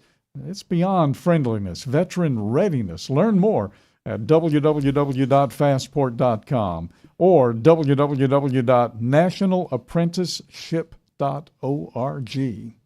By the way, Dave, I do want to talk about something that's been very much on your mind. We didn't get a chance to dig into it with Jamie. You did bring it up with Kevin, although Kevin, because of his position with the ATA, had to kind of try to maneuver his way from answering that particular question. That 5-5 split. Oh, yeah. Yeah. By the way, you put him on the spot because the ATA ain't crazy about that one. No. They're not. But you kind of talked about the fact that they're doing a pilot program for something they know that works. That's the craziest part about it. We got to do a pilot program to return to a program that we know worked. Mhm. Now, I understand, the way the government moves and churns, just can't do it by fiat because they got to work in the ELD into the mix to figure out how the ELD works for it. But you're right. We lost a generation of possible truck drivers because of it. Mhm. We lost those nesters. So talk a little bit about that. Oh, well, yeah. Well, it's okay. I'm older. I don't get as much sleep as I used to. And I know there's a lot of talk about you need sleep, you need this, you need that. You can't force somebody to sleep. Right. Okay. So I know as a 76-year-old, I get 6 hours a night. That's a lot. That's good. That's good. Right. And I'm doing fine. Okay. So the older people don't need as much sleep all at once as That's younger it. They people need as do. much As sleep. yeah. They just don't need it all in one all shot. at once. Yeah. And the 5 and 5 worked for husband, wife, empty nesters beautifully. And then they threw it out. And they threw it out. And they threw out a lot of people with it. Yeah, that's kind of interesting. Somebody that we would never throw out, by the way, is an experienced professional in the field of transportation. He's got 25 years of experience at different levels with the Houston Community College and now is currently the director of transportation training. Funny you should mention that because he also serves as the executive director for the National Association of Publicly Funded Truck Driving Schools, NAPFTDS, since 2015 and a board member since 2001. And by the way, you guys know the NAPFTDS is an organization for the promotion of public education for the transportation industry. It's our pleasure to welcome a real friend of the show, somebody who has been with us through the good and the bad and the strange. Martin Garcia, the executive director of the National Association of Publicly Funded Truck Driving Schools, is here. Welcome, Martin, as always. Where are we talking to you from? Well, I'm taking a few days off. I'm in East Tennessee, in the Pigeon Forge area, enjoying the beautiful scenery here and a little bit of downtime. Have you ever gone to Dolly? I can't remember the name of it now, but Dolly has this like Wild West show. Oh, being in Dollywood? Dollywood. Dollywood, yeah. Have you been to Dollywood? Well, oh yeah, not this time, but plenty of times. But if you're talking about the Wild Wild West show, that's the Dolly Parton Stampede. Ah, yeah, where that's they do it. the It's horses Dolly and all Parton that stuff. Stampede. Yeah, yeah. I always wanted to see that. Never had the opportunity. So if you see it, think about me. It's funny you should bring that up. My son worked there for about 5 years. Oh yeah. And he was one of the guys that rode around on the horse and did the emceeing and announcing and all that stuff. And, Wow, that's of course, pretty as cool. a proud father, we made several trips up here then to see him. But yeah, his wife was in the University of Tennessee here in Knoxville, and he had a job there for several years, and he did production and also emceeing and just a lot of different things, and really enjoyed his time there. Learned a lot on production, which you guys are very familiar with. How do you produce a show? Well, I've never done it on horseback. That's true. That's absolutely true. Martin, I know you don't do it, but how did he get into that? I mean, how did he become a part of all of that? What is his kind of story? I mean, I know when it comes to your family, having been around them at the end of the Wreaths Across America event, I know you're incredibly proud of all the generations of your family. How did your son kind of get his way into that world? Well, he moved here because his wife got accepted into a master's program to be a CRNA, certified registered nurse anesthetist. And so they had been married a couple of years. And so they moved up here for her to go to school, and he started looking for a job. And he'd worked in retail and had been a manager of a store similar. Well, it was actually Boot Barn. And so he's a cowboy from Texas and loved horses and all that. And through just the course of looking for a job, he did that. And he has that deep voice for announcing in radio, that type thing. And so he worked his way up and memorized a script that's pretty long and was able to perform. And the fact that he could ride a horse and talk at the same time, I guess, helped too. And he just it was a blessing, because then the next job he moved to is more along the church line and doing production work for churches. So when she got out of school and took a job somewhere else, so it worked well for them. I'll tell you this too, Martin. It's really funny because to be behind the microphone or behind the scenes are very different things, and there are people who can do both. But a lot of people don't realize, I think, the work that goes. Lindsay loves on the show when we do the show together Tuesday through Friday. She really loves talking about how the sausage gets made, and the idea of the level of focus you have to have when you're actually running a show, both in the preparation of it and then in the execution of it. I mean, if you drift, if you aren't paying attention, things can go really wrong. And if there are horses involved, people can get really hurt, right? Oh, absolutely. Yeah, timing was everything. And it was kind of interesting. The back part of that were all the things got ready to go out into the arena. It was kind of interesting at the I guess you'd call it organized mass confusion and timing. And when you running full speed out of the arena, hopefully the guy remembers to open the gate. It's the little things. Interesting. Yeah. And then for a part of their show, they had bison, and my son complained that you can't teach a bison anything. You just put them out there and hope you get them back in a reasonable amount of time so the show can continue. I'm going to tell you something else too, by the way. In a couple of weeks, we're actually going to have Buffalo Bill Cody's Museum of the West on the show, and it's one of the biggest museums in the United States. But also, just outside of Denver, there is a Buffalo Bill, I guess, biographical museum, one that is focused entirely on him and his career. And it's so funny because that tradition, the one that your son has been involved in, actually was invented in this country. I mean, there were equestrian shows over in Europe, but nothing on the scale that's here. And I look back on those people at the late 19th and early 20th centuries, the logistical work that those folks like in Buffalo Bill's Wild West show, without the new technologies we have now, can you imagine what it was like to wrangle those shows into existence? Must have been madness. Oh, that's crazy. And you look at so many things that were built back during that time and what people were able to accomplish without computers and without all the sophistication that we have. The helps, the aids, all those things, and it's amazing. I'm going to make a very bad segue here because we've been talking so much about production and so much about kind of putting these shows together. As the executive director of the NAPFTDS, you know instinctively also because of the other thing that you do, which of course over in Houston, is that so much of teaching, so much of training, so much of creating the next generation of CDL drivers is about administration and class prep.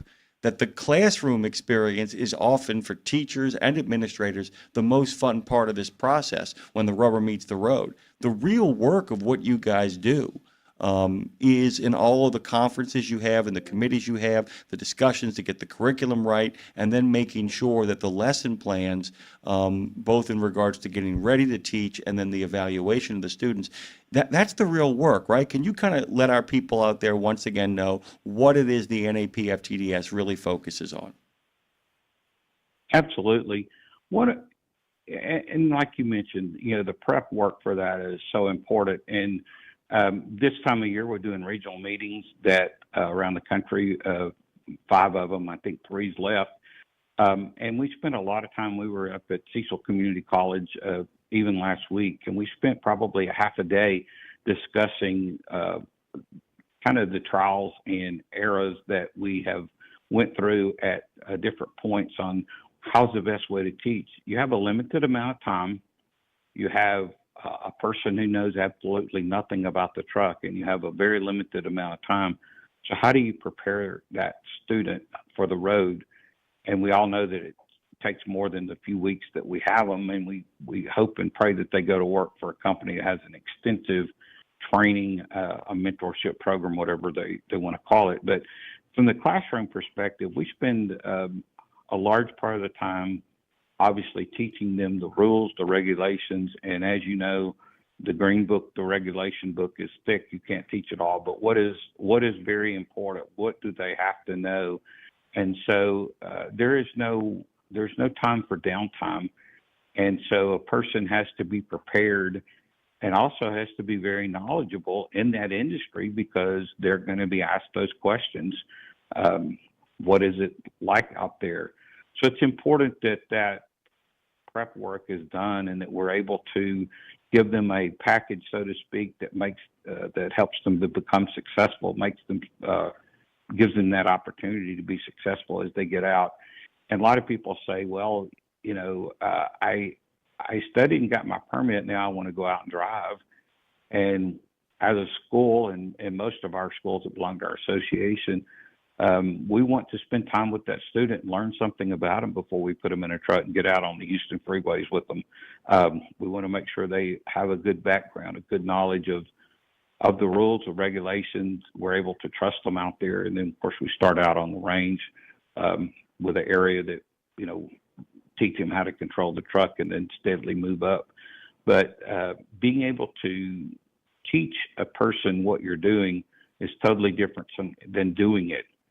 So a person that's been driving for a long period of time may be an excellent driver, but can they explain in detail what they're doing and be able to, like you said, evaluate that student as they go and be able to help them, talk them through the situations and make sure that they're successful in learning all the skills that it takes to be a truck driver and that initial passing that skills test to get your license. Dave, when we first started Education Station, Martin and Andy Polikoff were the two of the first people that I kind of talked to. Martin was the first person I talked to when I came up with the idea over in Arizona. And I said, do you think we'd have enough people to talk to in order to kind of put this together? And Martin was like, are you kidding? I'll give you 20 right now.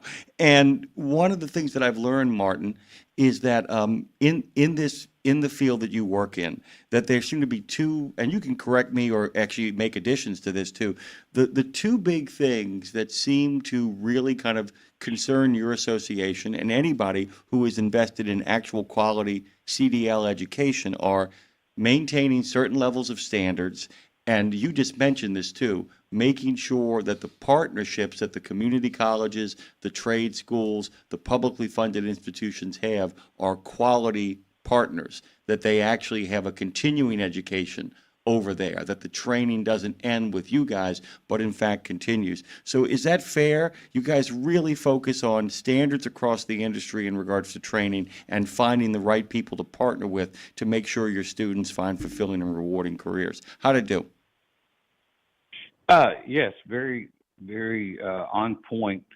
I guess at the end of the day, you can't force a person to go to work for another person that may be the best fit. But typically, students come in wide open, or their eyes wide open, and want all the information and encouragement and references that you can give them from a perspective. And so we tend to guide them in that direction. We point to that and how important it is. There in the Houston area, you have a lot of independent truckers that work off of, or small trucking companies that work off the port and different things like that. And so we get a lot of family members that their family is in the trucking world. And, we encourage them to not just say, well, let me go do it, but to continue that training.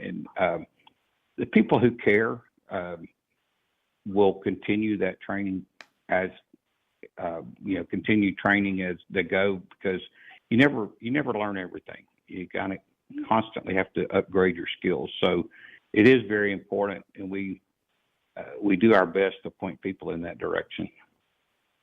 One of the things that you pointed out, and I heard it quite a bit, is more taking the student as an individual and taking that individual as a complete package. In other words, what makes that person tick, as opposed to, well, how well did he back up? Correct. And because that is not the part that's going to cause problems when you're out on the road on your own. Not knowing how to back up or knowing how to back up is not where it's going to make a difference. being tired and not being able to find a place to park, being hungry and not finding something good to eat. All of that all of those human factors play out behind the wheel, as everybody listening right now knows full well. Heck, they play out behind the microphone too, for that matter. So that I think that has been the component that has been left out traditionally. I think maybe almost even on purpose sometimes. Let's just talk about the job. Let's talk about the equipment. Let's talk about the rules and the regs and the hours of service, and the whole humanity component is just put on the side. And I know there was a real move about 20 years ago or so to kind of tell people in school what to expect when they got out on the road from the first day. How has that come? I mean, is that playing out? So you don't get that slap in the face when they say, well, here are the keys, we'll see you Tuesday. Correct. Well, we do our very best. And one of the things that, I've used the example over and over again, you and I have worked a lot with veterans, and we've been to many places for veterans events and all that type of stuff. Mm-hmm. And the one thing the veteran usually knows is when you tell them they're going to be gone, they understand being gone. Yeah. But how many people, that's what 10, 15% of our total population of drivers is veterans. So to the guy who's never been away from home, how do you explain to him he's going to be gone for a week or two? How do you prepare him for that? You can give him a lot of information, but does he really understand it till he experiences it? That type thing. The other thing that crossed my mind while you were talking, another thing that we spend a lot of time on with some people is, for lack of a better word, their attitude. What is their attitude toward the motoring public? If you're constantly frustrated with the people driving around you, that's going to be a horrible job and not a good fit for you. You have to have a lot of patience. You have to have the ability to adapt quickly, change.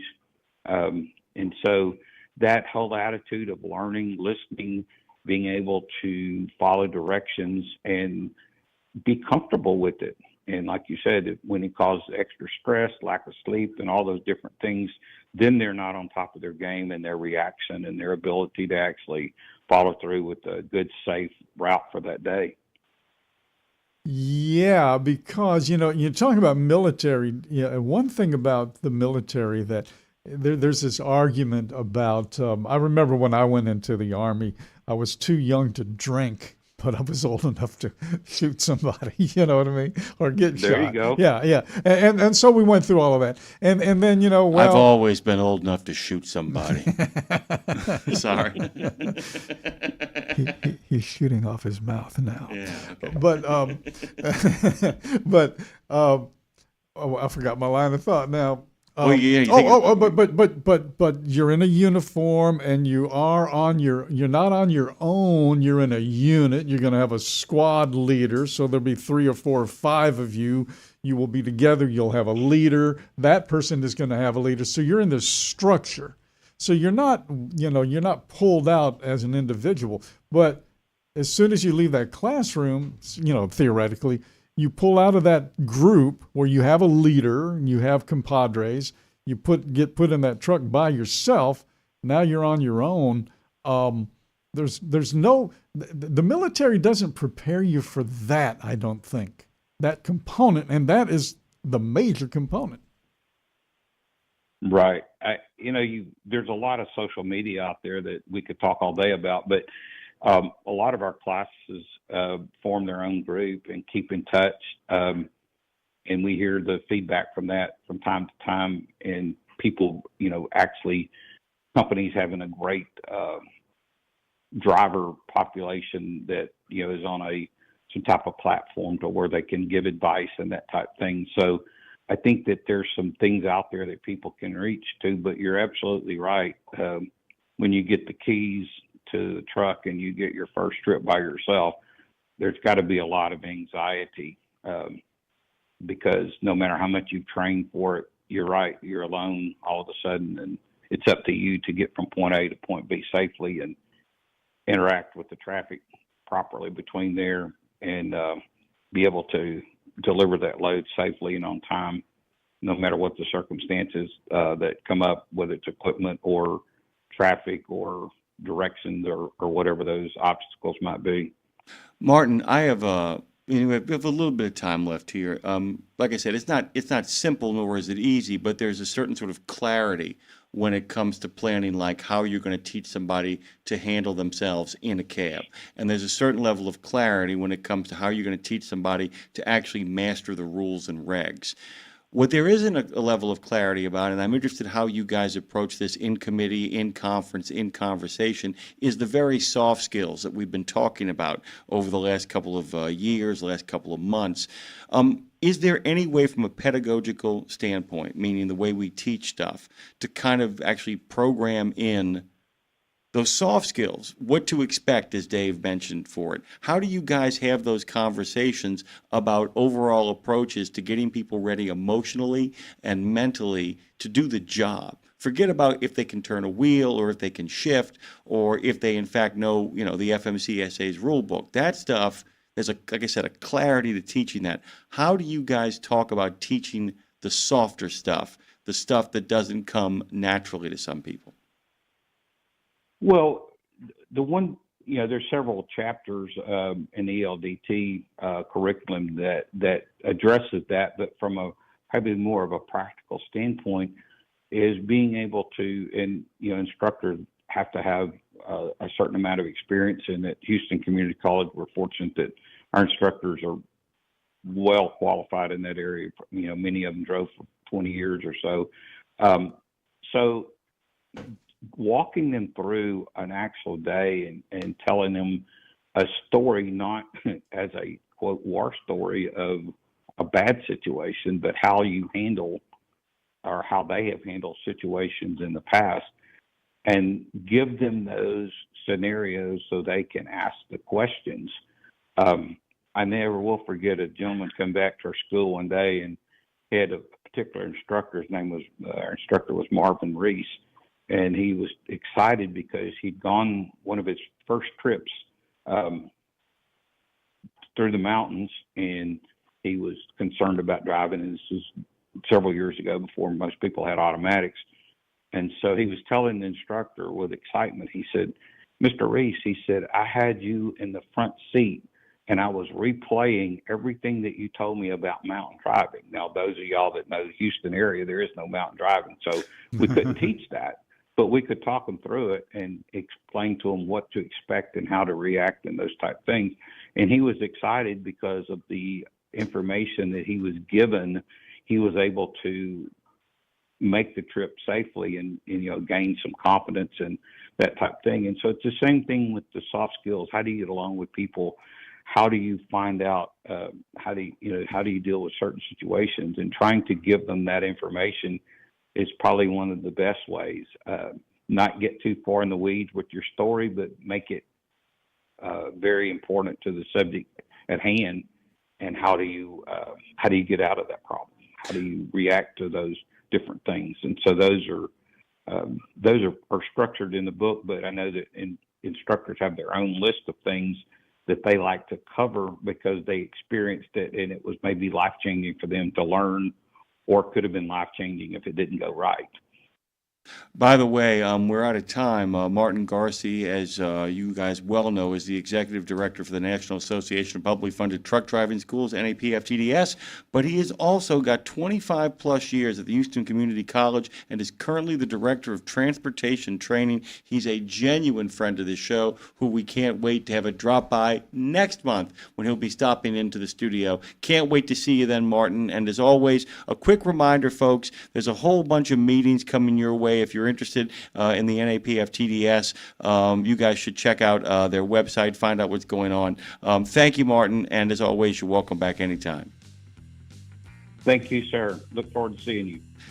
Dave, we have our next guest, or by request, by the way, Matt and Danielle Noyes. I'm a big fan of this website, onedegreeoutside.com. Check them out, and we'll be talking to them next.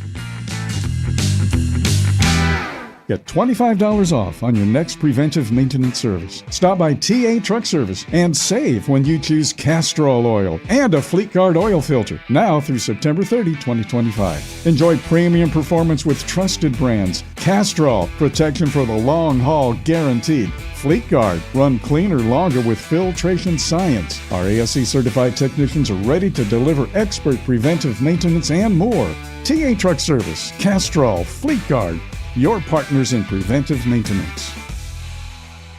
The Joshua Chamberlain Society is unlike any other veterans organization. It's truly a family, and I know that firsthand from working with them myself. Their mission is to make wounded veterans and families of deceased veterans feel the support and appreciation of their community for life. Our veterans' injuries are permanent, and so is the JCS support. From monetary assistance like paying utility bills or college funds to helping our heroes find purpose, JCS is a family that surrounds and supports the heroes who have sacrificed so much. Learn more and make your donation at chamberlainsociety.org. That's chamberlainsociety.org. We've reached the final hour, the post trip on Nemo Nation.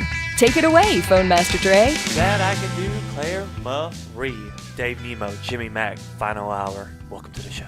Hey, Dave, what would you think about if every week we actually watched one episode of WKRP in Cincinnati and spent about 10 minutes at the end of the show talking about it? Okay.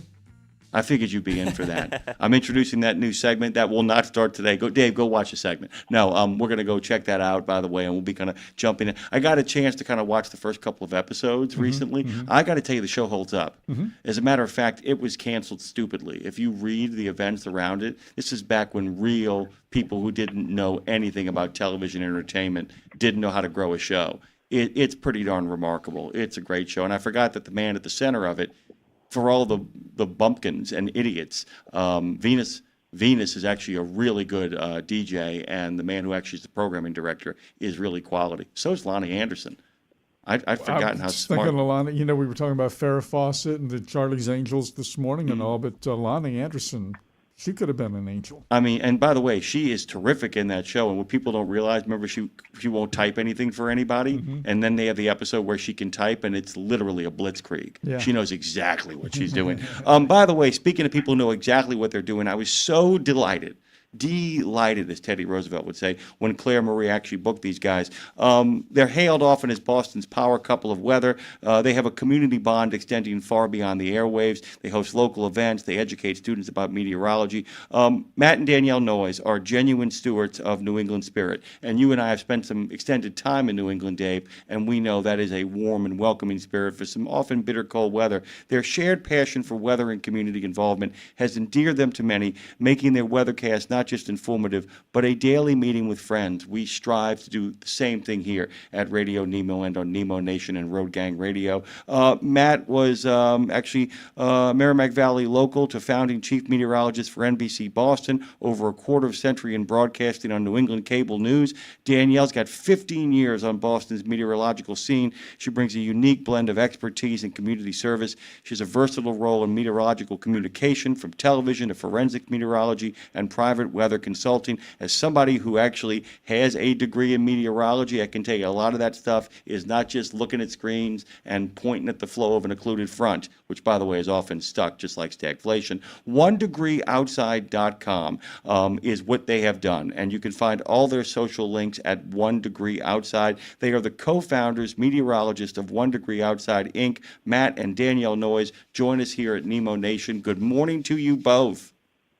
Good morning to you. Wow, where do we send the check for that introduction? That was amazing. Thank you very much. Well, the saddest part about it, you're welcome, by the way, Matt, the saddest part is I could have kept going. That's the thing. We often have guests like yourself here where I go, you know what, if I just kept talking, the entire segment would be this remarkable bio. But it's just great to have you and Danielle here. We're thrilled to have you here. And as I don't know if Claire got a chance to tell you, I'm a big fan. I just think it's one of the most informative. It actually does a lot of what we're hoping to do here. It is both absolutely entertaining, absolutely warm and friendly, and at the same time, incredibly informative. It's not just froth. there is actually something really substantial underneath, and we're just thrilled to have you both. So that's my fan gush for you both. I just want to kind of start, Matt. I've told a little bit about y'all's origin story, but we're going to do both of you guys in order. Matt, if you could kind of tell us about your passion for weather and what it is you guys are hoping to accomplish with 1 degree outside. Danielle, I'll promise we will pivot immediately after he answers the question to you. All right. Go ahead, Matt. Well, I got to tell you, my love for weather began when I was really just 6 years old. Hurricane Gloria came blasting through New England, and so I remember just seeing the power of that storm. We lived in the country, and, we had a big, long driveway. My dad's apple trees split in half with the storm. Our driveway culvert washed out, so we spent days putting that back together. We lost power for over a week, and I just thought, this is incredible that nature has this much power. But what never occurred to me, so my dad was a state trooper for 35 years, right? I wanted to be a state trooper like him. That was what I wanted to be. I loved the weather. It was a hobby. It never occurred to me that I could actually make my hobby my job. And then as I got into high school, and my dad would say, look, I know this is what you've always wanted to do, but, you've got some loves and some passions, and I'd love for you to explore that for yourself too. And so that's when it occurred to me that, you know what? I could make my passion and my hobby my job. And so I went off to Cornell University, got my degree in meteorology there, and then got my first job in upstate New York, Binghamton, Syracuse, driving up and down I-81 and in between the two cities, and lake effect snow and severe thunderstorms, cut my teeth there, living above a bar in Dryden, New York, for those who know the area, and then made my way back to Boston, made the dream come true. My whole family was around here, met Danielle, and the rest is history. It was an awesome TV career, but as we started to see more and more folks switching to digital, you've got less than half of folks going to local TV for weather. We said, look, these viewers in New England are the people who built us. They built our career. It's because of their support that we do what we do. And that means that if they're jumping to a new platform, the right thing for us to do is jump to a new platform as well. So it was a risk. I won't call it a gamble. It was a risk, and it's one that, thank goodness, has been paying off. Really quickly before we pivot to Danielle, I'm looking at my father-in-law, Dave Nemo, and he is sitting here beaming from ear to ear because he knows exactly what you're talking about. We have just done the same thing. It's funny because it's true. And like I said, I told Dave, I said, these guys are a model for what a lot of people who want to make the move and actually keep what I call the basis in reality intact. A lot of people go to digital. A lot of people go on the wide world of the web, the wild west of the web, and ending up in fantasy land. You guys have kept it really grounded. Danielle, give us the same kind of background story on you. We'd love your origin story as well. Well, kind of the same for me, just a different hurricane. So when I was little, I lived on the South Shore, south of Boston, and Hurricane Bob was coming up the coast. 1991, I said to my parents, I want to go see it. So they drove my sister and I to the beach. I saw the waves and the wind whipping in, and it was kind of from there on out that my love for weather was born. I also loved math and science. So in high school, similarly, thought, I can make this my next move. So went to UMass Lowell for college, graduated with an atmospheric science degree, and then stayed in school another 2 years, but shifted to the South, Florida State down in Tallahassee, got my master's in meteorology there, studied hurricanes, and then was lucky enough to come back home after graduation and find a job at NECN, NBC, and then Channel 4, and met Matt. And similarly, that's kind of the start of our story. I got to tell you, I don't know if you know this, we're broadcasting from the city of New Orleans, and it's where Dave got his start in radio 55 plus years ago. We know a thing or two, guys, about hurricanes, and they are sure do. They are a very different entity on the northeastern seaboard than they are in the Gulf Coast. I'm not saying they're better or worse. They're never better. But it's one of those things, too. I can imagine, Danielle, when you got down here, seeing hurricanes and the difference of how they approach, the difference of what they bring. It must have been kind of eye-opening to see that the same system can be a completely different animal in a different, warmer, or a different environment in regards to coastline and geography, right? Oh, totally. I mean, I still have so many, friends that are down along the Gulf Coast that are impacted by the hurricanes every year. But ironically, the 2 years that I was down at Florida State, we had a lack of tropical activity, which no one was upset about, but I was kind of, except me, I was kind of bummed. The one tropical system that we had was a weaker first storm, but we went right down to the Gulf to experience it, and it definitely is a different beast when it's rocking into the Gulf Coast from, Tallahassee or the Florida Big Bend region over towards New Orleans and the Gulf Coast states. But I was a little bummed that we didn't have as much activity. Actually, Matt, would you do me a favor? Would you move this woman down here? Would you guys please come down here and just set up shop? If that track record continues, it'd be a lot of people who would be very, very happy, and we actually would have a national day declared in your honor, or at least a Southeast regional one. No noise since the noise has arrived. That would be just fantastic. Would be just fantastic. Matt, talk about, you already set this up really well about launching your new platform, but it's one of those things like Rodney Dangerfield and Back to School where you find yourself saying, oh, we left out a lot of things. What did you discover about the move to digital, the move to a more online presence, following where the people were? What did you discover in regards to the stuff that you didn't think about that you then had to kind of onboard rapidly to kind of give people a complete holistic sense, and talk about what it is that 1degreeoutside.live really does in regards to comprehensiveness? Do you follow me in my ramblings? I know, I got you exactly. And actually, you know what? I'll even take another Rodney Dangerfield quote and say, I can't get no respect. I ain't got no respect here, right? So basically, what we're talking about is, from the viewership, look, we have been so floored, so flattered, and so honored because, to be very candid, when we launched this thing, we did not expect there to be a large following that comes with us. We're both really, and I mean this, we're both very humble people, even though we spent our lives on TV, go figure. But we are humble people, and we just didn't think that folks would actually really follow us in this new thing. We said, well, probably a lot of what we'll be doing will be private forecasts for organizations, and it has been. We're saving a lot of organizations a lot of money behind the scenes in the private forecasting. And then the videos, we said, well, we don't want folks to think that we've just gone away and are sand sculpting on Cape Cod somewhere, so we would like to at least still stay active. We were floored. Within the first couple of weeks, the local newspapers in Boston reached out. Multiple radio stations throughout New England reached out. We were getting interviewed all over the place. We ended up with 1.5 million independent page views just in the first month and a half that we launched the video site. That led its way to an app, which now works globally. It's 1 Degree Outside Weather. You can find it on the App Store and Google Play. And so we had built this thing that really turned into something much larger and, frankly, a lot more flattering than we ever expected it to be, which is like I said, we both really view like we owe our career to the people of New England who allowed us into their homes and watched us. And then to have this number of people follow us and come with us to the point that now we can get this weather information out to them and continue to connect with them, but do it in their pocket, do it when they're on the boat, do it when they're on the road, do it when they're in a hotel room, do it no matter where they are.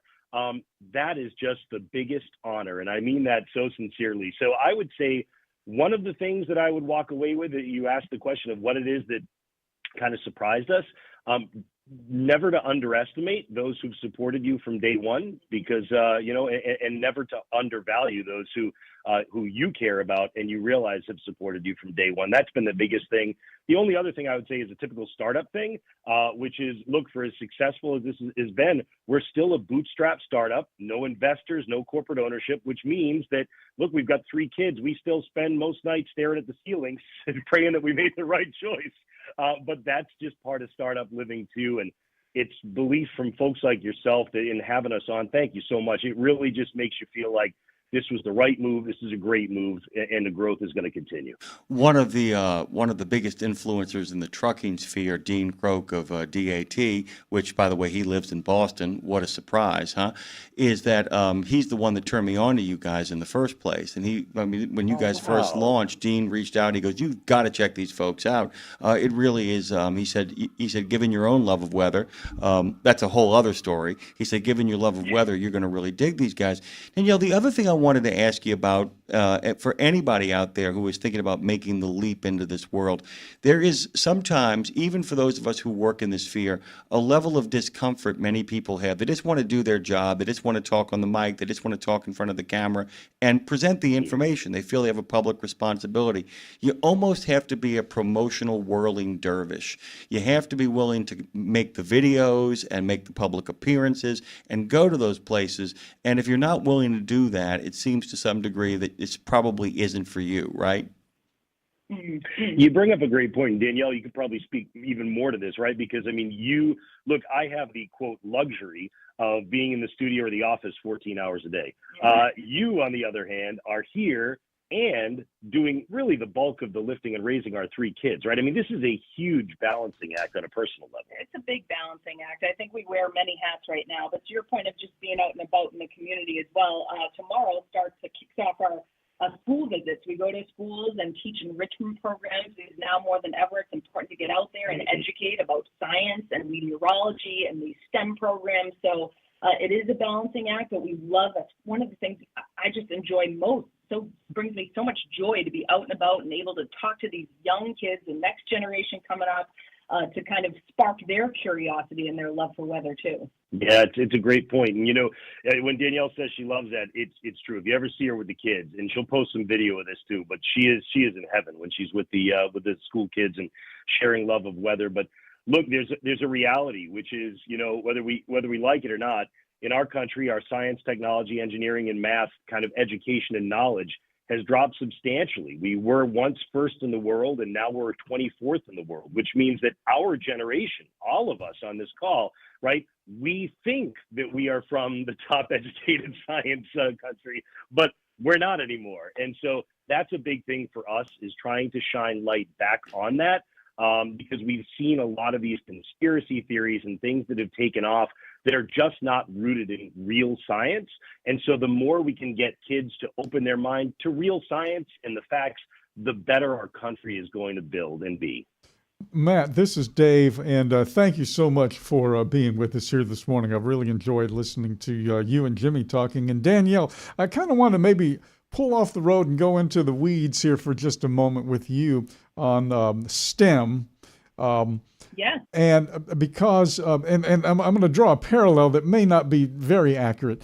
In the trucking world, we have operated under the same model for the last 100+ years. And now things are changing dramatically in terms of the energy, going away from gasoline and diesel into other, energy components, and then the societal pressures on trucking now. Back in the day, before the 1980s, if you were a truck driver, you were pretty much gone all the time. That was the thing. If you, but back in the mid 80s, and my marker is when baby changing tables started appearing in men's rooms at restaurants and airports. When that happened, the father wanted to be home more, and in trucking, they modified the industry and started regionalizing the industry to get people home more often. And the whole idea about technology and the training and the education required to make a living, while all of that was going on, was being dropped by the educational system, I think, and we went into the high school is no more than 4-year prep for college, and then you get a job at Starbucks and you're good to go. Okay, now we are seeing a real push in trucking to get back to tech-type education, introducing trucking programs into high schools now. Alabama, the Alabama Trucking Association has done a remarkable job of doing this. What I'm getting at is, and Matt, you just said, we're 24th now in education. Putting the STEM programs in place, putting more emphasis on technology, technical education, getting away from that 4-year college thing. You can get a college degree in a truck now, going down the road when you think about it. When you go to these schools, what are you seeing now, in terms of how the schools are the schools shifting to more of a realistic education system? That's a good question, and I think that to some extent the answer is yes. And at the same time, part of what you provide really, Danielle, is these enrichment programs that give that real world connection, right? Because you go with a lot of elementary schools, middle schools, and they are teaching a lot of the kind of core curriculum of what are cold fronts, what are warm fronts, or are they? You know best because you're in this classroom all the time. It depends. It depends on the age group is what I'll say. But what I have found that is across the board from pre-K kids, honestly, to college is that I'm able to go in and say, okay, like you said, the real world application and dive a little bit deeper. So they've got the curriculum, they're teaching the certain things, and that's great, but that's it. It's the surface level. If you want to dive deeper, they don't really get that. You're moving along. So it's nice to be able to go in and really I talk about like a packed 30 to 60 minutes of weather where we're just nonstop getting these kids to understand, cold fronts, warm fronts, hurricanes, how they form, climate change, how green screen works, the technology behind it too. So hopefully to spark all their interest in many different things. Yeah, and with regard to the kind of real world, what Dave was talking about there, I would imagine too that what you're able to do is provide kind of that connection between, okay, they hear about climate change, but you can actually talk about, so what does that mean in terms of storm intensity, in terms of what we see with hurricanes, things of that nature? And one of the favorite questions that I always ask the kids when I go, and I say, climate change is happening. Let's raise your hand. What can we do? What are some ideas? It's very interactive. So it's kind of nice to hear their input too, and to see that, okay, whether you're a little kid in elementary school or up to through high school or college, that they have thoughts and are able to share those and kind of go back and forth and talk about that stuff together as well. There's no question, Dave, to your point that it's a different approach now, but we have not caught up to that as a society, right? So one of the things that we do on the private forecasting side is, believe it or not, we ask our partners to go back to what they were doing previously on costs. And we're saving folks 41% on average over their previous weather providers, which are just other weather companies. And folks are floored by it. 41% is a lot of your budget. They look and they go, how are you doing that? And the answer is by applying real world things to modern technology. So rather than saying, oh, we can write a computer script that'll give you a forecast. Yeah, that's technology, but that's not real world. Real world is getting human insight and human experience and not losing that human touch, even as you advance to incorporate AI and vast new technologies. So that's what we're doing differently. And that's where folks are really finding tremendous savings and applicability to their life, is instead of just going for the bottom line and saying, well, how much can we save as a company if we just have a computer crank this out? We say, no, we're going to use the computers and build the data, but we're still going to keep the human involved. And that seems to be making all the difference. One of the things that we love about this new platform, guys, is that we are able to respond to our listeners in real time when we broadcast on YouTube and live on YouTube and Odyssey and iHeart and all the other places. One of our regular listeners, Trucker Boson, wrote that meteorology was one of my majors at William and Mary. He then writes, my other major was marine biology. I was studying migration patterns of whales in correlation to weather pattern changes. Hope to use changes in migration to predict weather changes at sea earlier. And I got a question for you, but Dave's got one before then. Dave, fire away. What did you get? Well, okay. Just very briefly, trucking radio began here in New Orleans with Charlie Douglas back in 1971. I was in the Army. I came back to town, joined him in 72. My point being, back in those days, when trucking radio first started on the all-night AM 50,000 watt power stations, we asked, what kind of weather information do you guys want? And here's an example. I'm in St. Louis. I'm heading to Kansas City. I'm going across I-70. I just want to know how far I can get before I hit a snow wall and can't move any further. Right. That was weather. Exactly. That was the weather. I don't want to know the forecast. I don't want to know anything about Chicago. I'm heading to Kansas. Okay. Now, so that was then, and trucking and the whole world was much simpler then. We thought it was complicated. We had no idea, right? So what you guys do now, and I heard you say something earlier, one of you guys said you save the companies a lot of money. Nobody really put weather into the ledger, so to speak, back in those days in terms of the bottom line. Boy, it's definitely on the bottom line now, right? Yep, it absolutely is. One of the things we found, though, that still really hasn't caught up, Dave, is, what we offer is definitely premium insights, right? Like I said, we incorporate the human into this, so it's something that applies to these businesses, saves them a ton. However, a lot of businesses over the last 20 to 30 years have really started to view weather as a commodity. It's become something that you can get cheap. And, we hear the joke all the time, right? Oh, to be a meteorologist, you get to be 50% right 50% of the time and still keep your job. Yeah, right? yeah. But that's led over to the point that now a lot of companies have said, well, we'll just pay the minimum that we need to pay for weather, and we get the minimum quality product because it's weather. So some of these companies now are being forward thinking, and we're very appreciative of that, and saying, you know what? 41% savings over my previous weather provider is a lot. I'm willing to take that chance and invest more in weather because the ROI is so much more significant.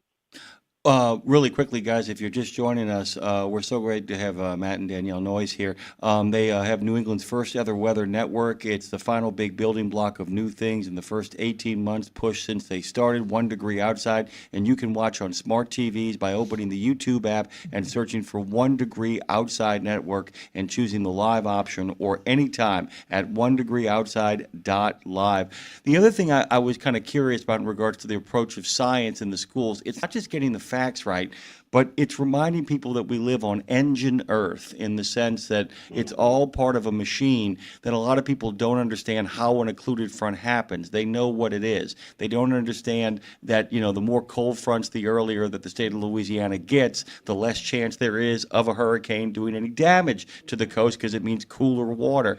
And I'm wondering, in what you're seeing, Danielle, if people are really, in teaching, making what I call the mechanical connections, that it's not just understanding what a cloud is, but understanding what happens before and after that cloud forms, where people are really connecting the dots, as it were, which is the real job of, I think, weather, to help people to be able to read stuff weeks in advance to know where we might be headed. How'd I do? You did great, and you're so right about that. I do feel like, particularly for the younger kids that I go and teach, to be able to say, okay, this is like, to your point, you see a blue line on the map. Okay, I know that's a cold front. But out of the mouths of babes, right? Some of them will raise their hand and say, well, what happens behind that? Or, well, when am I going to get a tornado, before that or after that? And these questions are awesome. And at the end of the day, that's the bottom line. You want to explain the why of why it happens. And that's what we are aiming to do too, not only when we go to visit schools, but in our videos and in our forecasting and even in our private products too, why the weather is doing what it's doing. Another thing, and you talked about planet Earth, it comes down to the basics, right? So I always say to the kids, we have one Earth, that is it. So what are we going to do to protect it? They have all these different ideas, and I love it. But yes, it's the connection between climate, between 2-week weather patterns, between seasonal weather patterns that help to drive our weather and the Earth. It's so interesting, because one of the things that I'm hearing from all of you guys, right, is this concept that I always think about, which is curiosity, right? And so what drives us to move forward as a country and as a society? Curiosity about, how does this work? How can I make it better? And how can I learn to either work with it or work around it or leverage it in some way or another? And that's, I think, what we're really, when you look at everything we're doing, right? When you look at the video product that we offer to the public, and the way that we give the description and the explanation of the jet stream and how things are shifting with the polar vortex and in Siberia and how it'll affect things in America. Or when you look at Danielle's school visits and she's out in the community and talking with them and teaching them these things, or you even look at the private forecast where I'm saying we're trying to make it relatable to humans. The hope there is that all of that inspires curiosity, because we've come to a point when it's so easy to search it on the internet, to use AI, to turn to social media to try and find one answer and say, well, there you go, that's the answer. That the hope here is that we can kind of at least be among the many thought leaders to get us all to start saying, well, but why does that work? And is that really how it works? And is that the end of the story, or is this just the beginning of the story? And that's our hope, is that we can fuel curiosity with more and more folks about science, and particularly around weather. I love the fact that Matt, good Northeasterner that he is also referencing one of the great Northeasterners of American culture in Walt Whitman, who simply said, be curious, not judgmental. Being curious is the beginning of a wonderful website, onedegreeoutside.com. We're out of time, guys. We actually went way over what we asked of you, and we appreciate you guys making time. Appreciate you. Yeah, guys, it's where I get my weather from. It's where I get a lot of entertainment and joy. onedegreeoutside.com. You're both welcome back anytime. Thank you so much. Thank you so much. Have a wonderful day. Thanks, everybody. onedegreeoutside.com. Go to truckdown.com. They'll get you out of the ditch, back on the road in 50 states and 8 provinces. Man, they know how you got yourself in trouble and the way to get out. We'll be right back. And that's the numeral 1degreeoutside.com. There are precious few nonprofits in the trucking industry, and even fewer that make a tangible difference in the lives of professional drivers. So thank goodness for the St. Christopher Fund. Since 2008, over 4,000 over-the-road semi-truck drivers have turned to the St. Christopher Truckers Fund when a medical issue took them out of work. The SCF steps in and pays necessary household expenses such as mortgage, rent, utilities, insurance, and vehicle payments. The SCF also provides free health and wellness programs for drivers. So find out how the SCF can help you, or help the SCF yourself. They'll turn your dollars and cents into that tangible difference for the professional drivers who need it most. Support our highway heroes with a donation at truckersfund.org. Sapp Brothers appreciate you. That coffee pot is a promise of customer service that aligns with their values. And those folks are showing what they think of you for National Driver Appreciation Week by celebrating all September with scratch and win games, prize giveaways like Yeti coolers and UFC tickets, not to mention 10 full sets of steer tires with any PM service or 250 shop spend, all in the app. Download the app and be a part of a generous rewards program for professional drivers. $2 all-you-can-eat pancakes, steak specials, and cookouts and celebrations. Sapp Brothers serves professional truck drivers. First-rate travel centers, family-friendly restaurants, and world-class maintenance. It's a promise that the coffee pot, is there for you. Go to sappbros.net and find the values you expect from home and download the Sapp app. Buckle up, because we're merging back into traffic on Radio Nemo's Nemo Nation.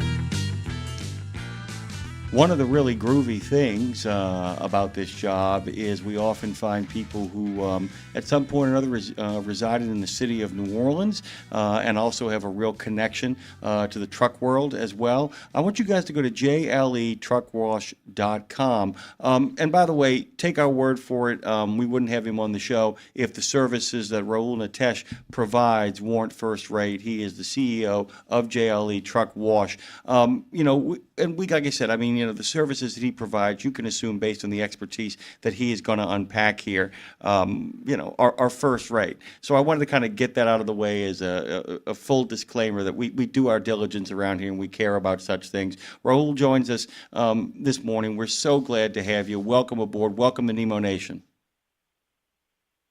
Thank you for having me. I'm excited to have the opportunity to chat with you guys.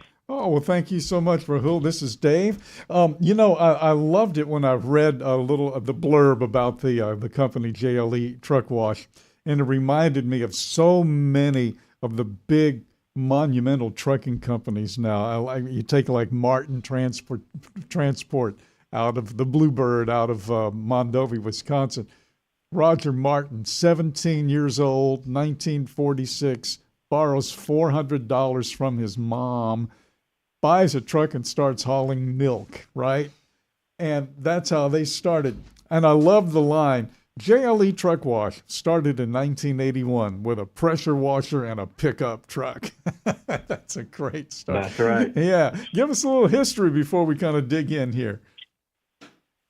Yeah, so JLE Truck Wash, like I said, was started in the '80s with a kid who basically wanted to go into business for himself, and he bought a pressure washer and loaded it up in the back of his pickup truck and started cleaning trucks out here in suburban Portland, Oregon.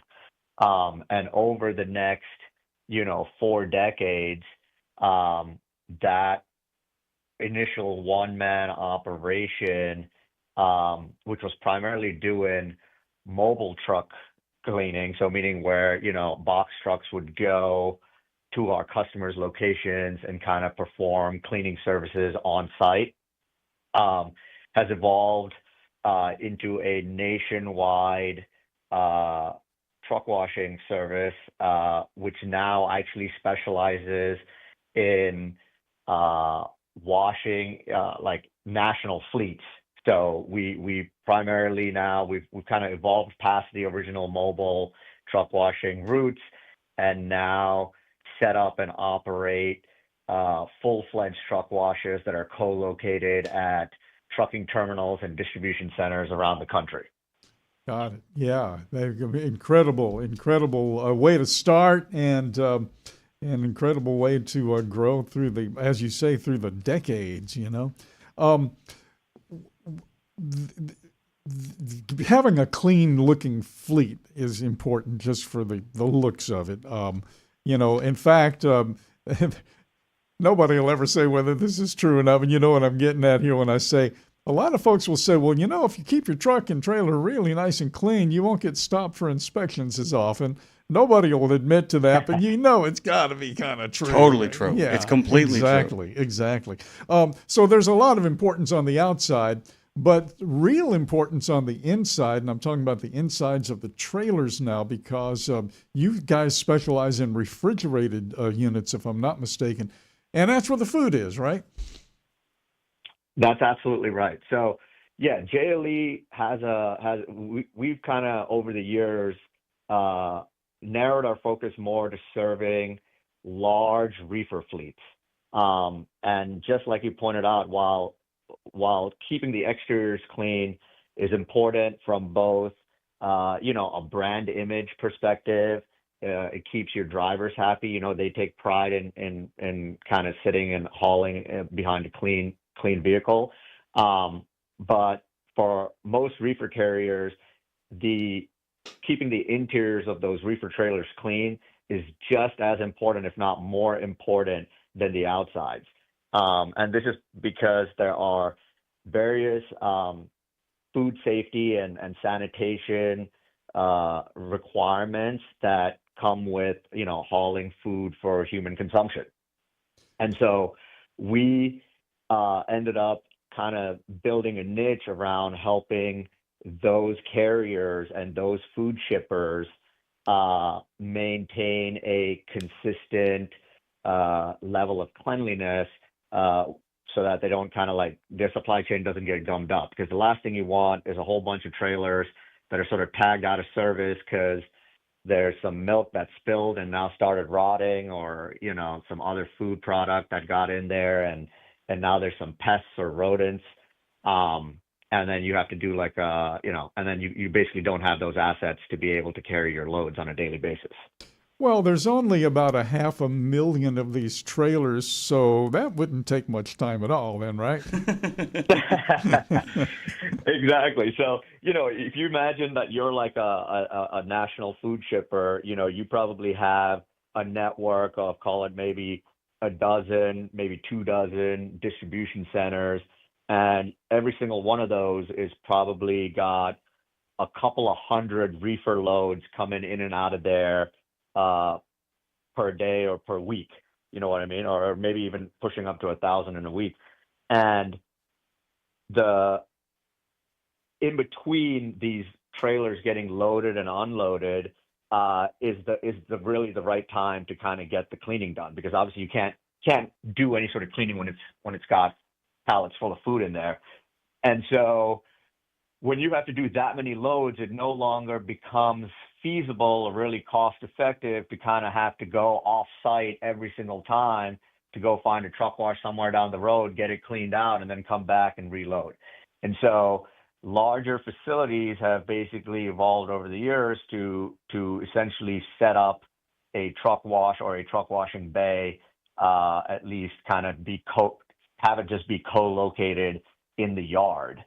And that, again, historically, that's been So it ends up being the responsibility of the transportation team, or sometimes it ends up being the responsibility of the, fleet maintenance team to sort of keep that bay or that part of the facility kind of up and running.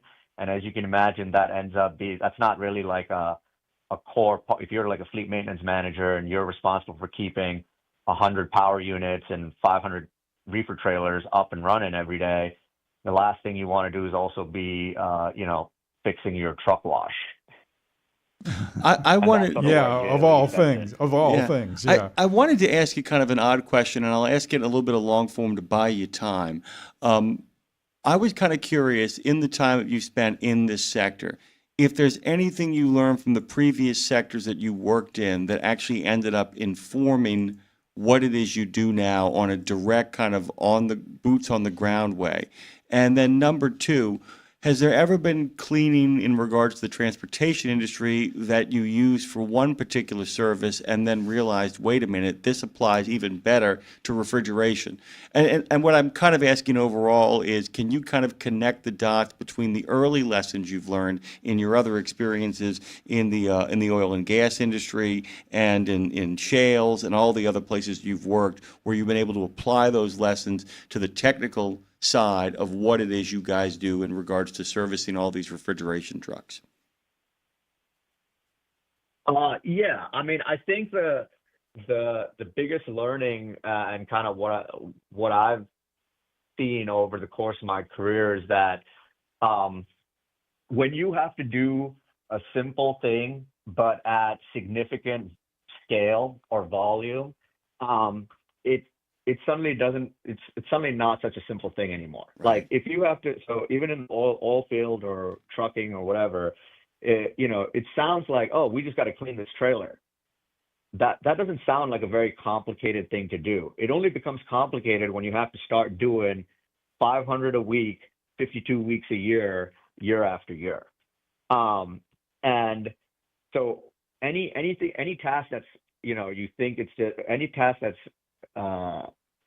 has to be done at that sort of a scale ends up needing its own specialization. You start learning how to become way more efficient at it, because if you can save 5 seconds per trailer, right, and you multiply that out over the course of a year, and that's just at one facility, and then if you have 12 facilities or 20 facilities, and now you're kind of like multiplying those savings out over scale, you suddenly realize that little operational changes can have outsized impacts. In fact, one of the things that inspired me about that, I think I remember reading, there's like, or maybe this is an urban legend or something, but like UPS, I think they figured out that if they redid their routing systems to where the drivers had to do less left turns than right turns, they ended up saving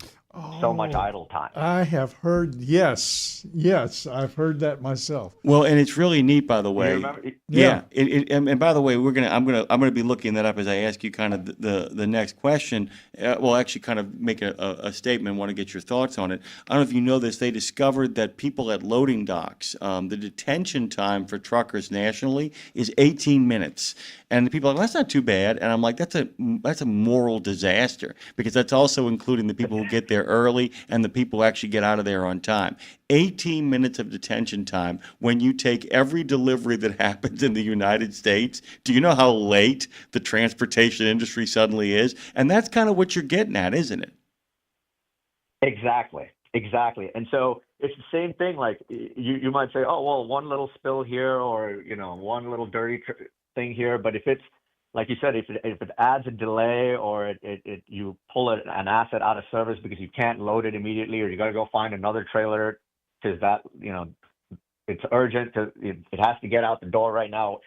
All those little itty bitty things all basically just add up and compound on top of each other.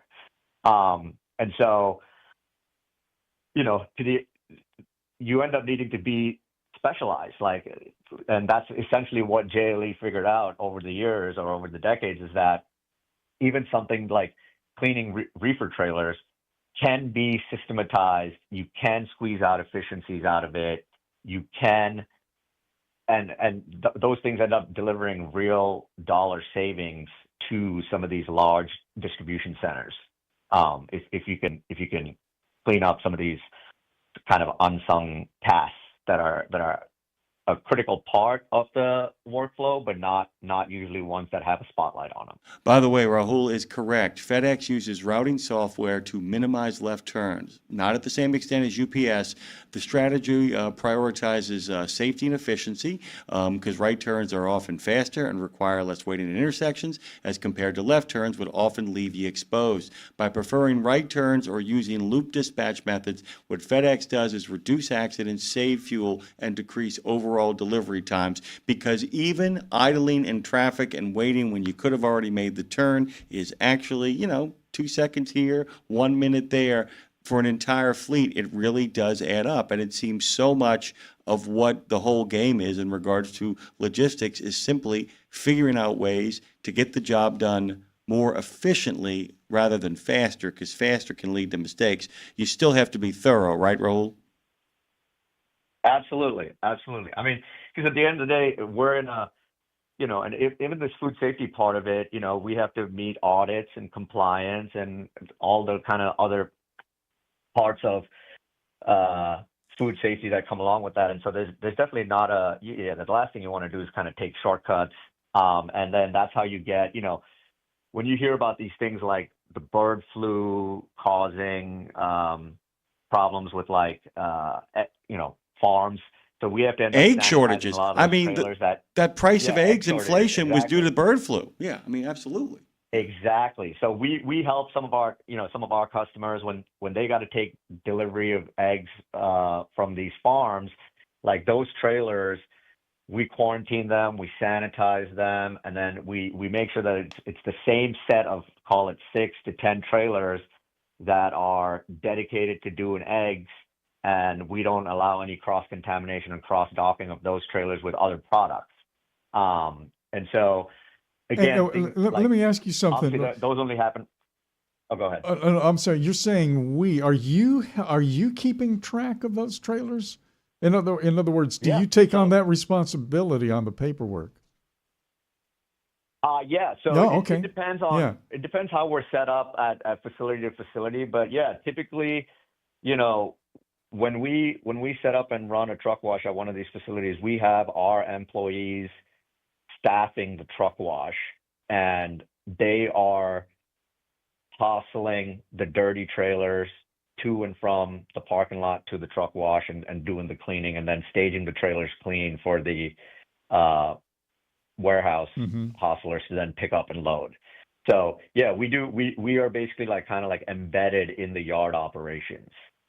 When we set up and run one of these truck washes. So like a turnkey operation then, in a sense. Yeah. Think of it like having, to use a kind of like a laundry analogy, think of it like we're sort of like an embedded laundromat at these distribution centers. So we provide the washing machines, we provide the detergents, we provide the labor, and then we basically collect the dirty clothes that are left out overnight, and then we wash them, fold them, and leave them clean, ready to go for the next day. But we won't make change for you. That's really important. I want to point this out to people. JLETruckwash.com. Rahul Nitesh has joined us this morning. When are you getting back to the city of New Orleans? We'd love to have you down here in studio and go grab a bite to eat afterwards. When are you getting back down? By the way, I know the neck of the woods you live in. It is beautiful up there, and it smells like Christmas all the time. Yeah, I've lived in New Orleans 2 separate times in my life. One when I was single, before I met my wife and got married, and then again after I got married and had my first son. I moved my wife and son down there. Love spending time in New Orleans. I think I'm planning a trip next May. I don't know if you guys. I think I told you guys in the pre-show. My wife. We also just had our 4th son. About 10 days ago. So no travel in the immediate Yeah, he told me about that. 2 months. Well, there's a lot of traveling. It's called going to bed, getting up out of the bed, walking down the hallway. Going to bed, getting up out of bed, and walking down the hallway. That's pretty much the supply chain you're going to be kind of running for the next couple of months and years. Rahul, thank you. You're welcome back anytime, dude. We loved having you on, man. Yeah. Really important No, stuff. appreciate it. Thank you guys so much. Nemo Nation continues. We'll be back on the other side of this little bit of brief musical interlude.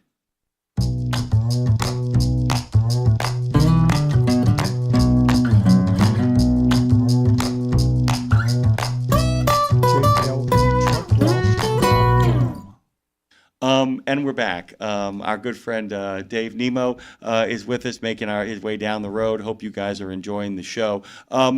By the way, there's a lot of stuff to kind of unpack from today's show. And even with the 30-minute cast, we ended up leaving a lot of stuff on the table. I thought that John out of Minnesota really, that's an invaluable thing that isn't just good for Minnesota. I mean, I'm sure, and I looked at the website too, there's a lot of regional foundational stuff in there, but that really is a great model moving forward. I think the biggest problem, and we go back to the whole thing about be curious, Walt Whitman's thing. Dave, I have to tell you, the number of people who want what they want without actually listening to the people that they're asking it from is staggering to me. And what John seems to be pointing the way out of is, I want you to be the person I want you to be, and I'm going to insist upon that, as opposed to being like, okay, well, I want you to actually help me out in my industry. And it feels like what I constantly hear in Education Station, what I constantly hear when I talk to Elizabeth and Kevin, is that the trucking industry still has not addressed and has not adjusted to the fact that it's no longer in a privileged position, that it no longer just has a levy of recruited, of drafted troops, a levy of the sons and daughters of Teamsters, and a whole bunch of farm boys and farm girls. That it still is, I guess, 10 years behind the times. John said it best, that HVAC is out there telling its story, that solar panel people are telling their story. And you can complain on the chat all you like about these newfangled technologies. Great. They're still killing us. They're killing us because they're telling the story and they're actually listening to the people that they're recruiting. And I'm just kind of curious, given what John was talking about, do you think this ever corrects itself? And I have some hope because, who'd ever thought that safety would become a non-proprietary issue in this industry? But I'm kind of curious, to go back to that thing, is it just a lack of listening to the person across from you? Is it just a matter of not really being engaged and being so focused on the thing that you want to talk about or that you need that you're really not paying attention to what's going on around you? Do you think that's part of it? I guess, I don't know. Everybody keeps talking, and I'm in the conversation about how fast things move and how much is going on all at the same time. Right. And I don't know how much of that is true, because we've said that throughout the entire course of human history. Right. So maybe it's always too fast for us, no matter when it was. And when you pull yourself out of that,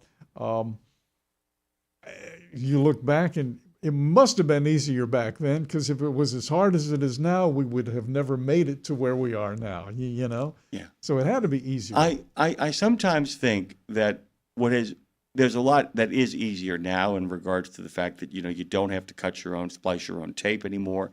There's so many things that you don't have to do anymore. You can just focus at the task at hand. You just got to learn the new thing. And the toxicity, I think, of what is cool about now is the fact that there's so many shiny things. Like the urge, I said, I have to kind of divide on a sheet of paper, look over at the chat, do this. But I also have to tell myself, if I haven't gotten to it on the list, don't do it.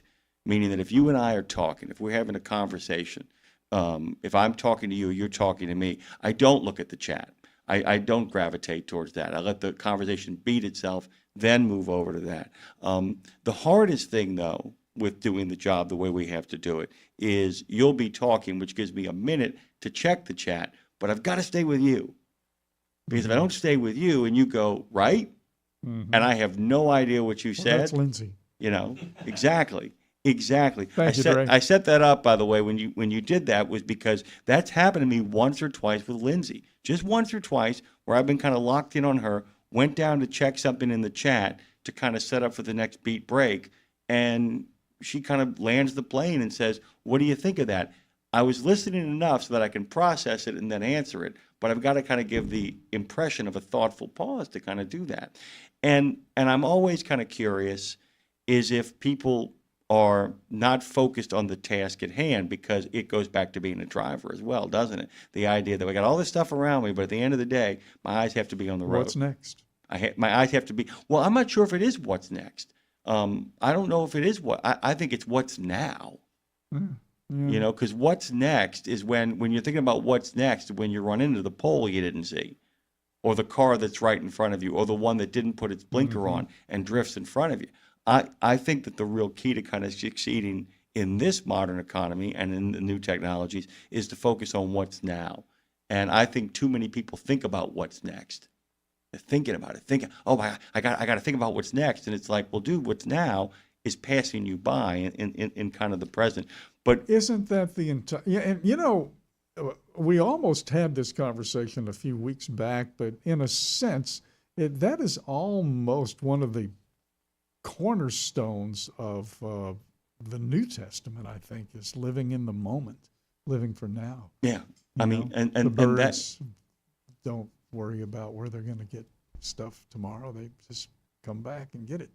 So the idea of centering and being focused and being in the present, being present. Wow, that's a long road to hoe. It really is. It's John. Well, actually, it's no road to hoe at all, because you have to be right there in the road. That's the thing, and that's the problem. It's a long road to hoe. I'm so worried about what's going to happen next that I haven't taken care of the now, which then damages next. That's, I think, the way to kind of think about it. That if I don't focus on the thing that I'm supposed to be focused on right now, if I don't focus on the person that is talking, if I don't focus on the task that has to be done, if I'm all over the place, then I am going to damage what needs to happen next. And I think a lot of people forget that. As we move into the final frame, by the way, this has been Nemo Nation on the Radio Nemo platform. I want to tell you a little bit about tomorrow's show. Yes. Of course, we're going to get a good word from our friend, Pastor John. Maintenance Matters, the boys from Castrol are going to be making their way over to the show. Can't wait to talk to them. Kevin Lindsay, of course, will be here, as he always is. But Maintenance Matters also means that not only is Kevin Lindsay going to be here, but Eric Arnold, the field engineer, and Byron Kelchner, the senior national account manager for fleets from Castrol Oil, are going to be here as well. And then, of course, it's another edition of Trucking Tributes with our friends from Reeves Across America, which, by the way, tomorrow you'll be able to hear at 9 in the center, 10 in the east. Nemo's Night Beat will be on Reeves Radio. Give us a little preview. Oh, the preview, I will say we have done an all-train song edition. So a lot of history there, too. A lot of do-wagadoo, wagadoo, wagadoo. Highway to Health, of course, our friend Nicole Dreisky, the founder and executive director of International Children's Media Center, will be joining us, talking about Screen Smart, the future of education, the new book released, which will be released tomorrow. She'll be joining us. Jason Wall-Smith will be joining us at 9:30 in the center, 10:30 in the east, as Lindsay joins us at 9 at the top to begin to talk about how we go about the business of having a life. Jason's a musician, a traveler, and a writer. And we want to give thanks to Lucas Meeks, a past guest, for making that introduction. You can find out about him at jasonwallsmithstoryteller.com. And then finally, before we get to country and western music news, where Lindsay will celebrate both kinds. Oh, God. No, we're doing this really well. Everybody's focused. Everybody's focused around here. Really, like I said, I got two guys looking in every direction except at the person talking. The Frontier Auto Museum is a family collection starting with the owner's father and his love of Hudson motor cars. Together, Jeff Wandler, who will be joining us, who's the owner of the Frontier Auto Museum in Gillette, Wyoming. Jeff and his dad started getting into collecting memorabilia and restoring gas pumps. As his obsession grew, they had to soon turn the garage, shop, and sheds into something much, much more. And we'll be talking with FrontierAutomuseum.com at the conclusion. Tomorrow's Road Gang Radio, where we spend the first half making a living, the second half making a life. Baby, if you ever wondered whatever became of me, I'm living on the air in Cincinnati. WKRP. You know, in the United States, there have been over 4,000 automobile manufacturers throughout history. Isn't that amazing? 4,000. 4,000. And more to come, as a matter of fact. Yeah, more to come. More to come, more people. And by the way, I don't think the biggest player in electric cars and automated vehicles has even yet emerged. That's my prediction. That is my prediction of where we are headed, that the big players and whatever the future holds are not here yet. So we should focus on the now, and you should focus on yourself. You need to get home safe today. There are a lot of people counting on you to make a living, but there are a lot of people counting on you to give them a life. This has been Road Gang Radio Nemo Nation, and We Should Write. You can find us all at RadioNemo.com, where we exist alive and well.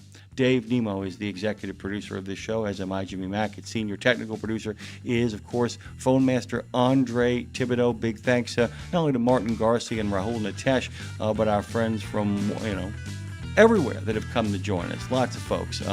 Please don't forget, tomorrow another edition of Trucking with OIDA will be coming your way.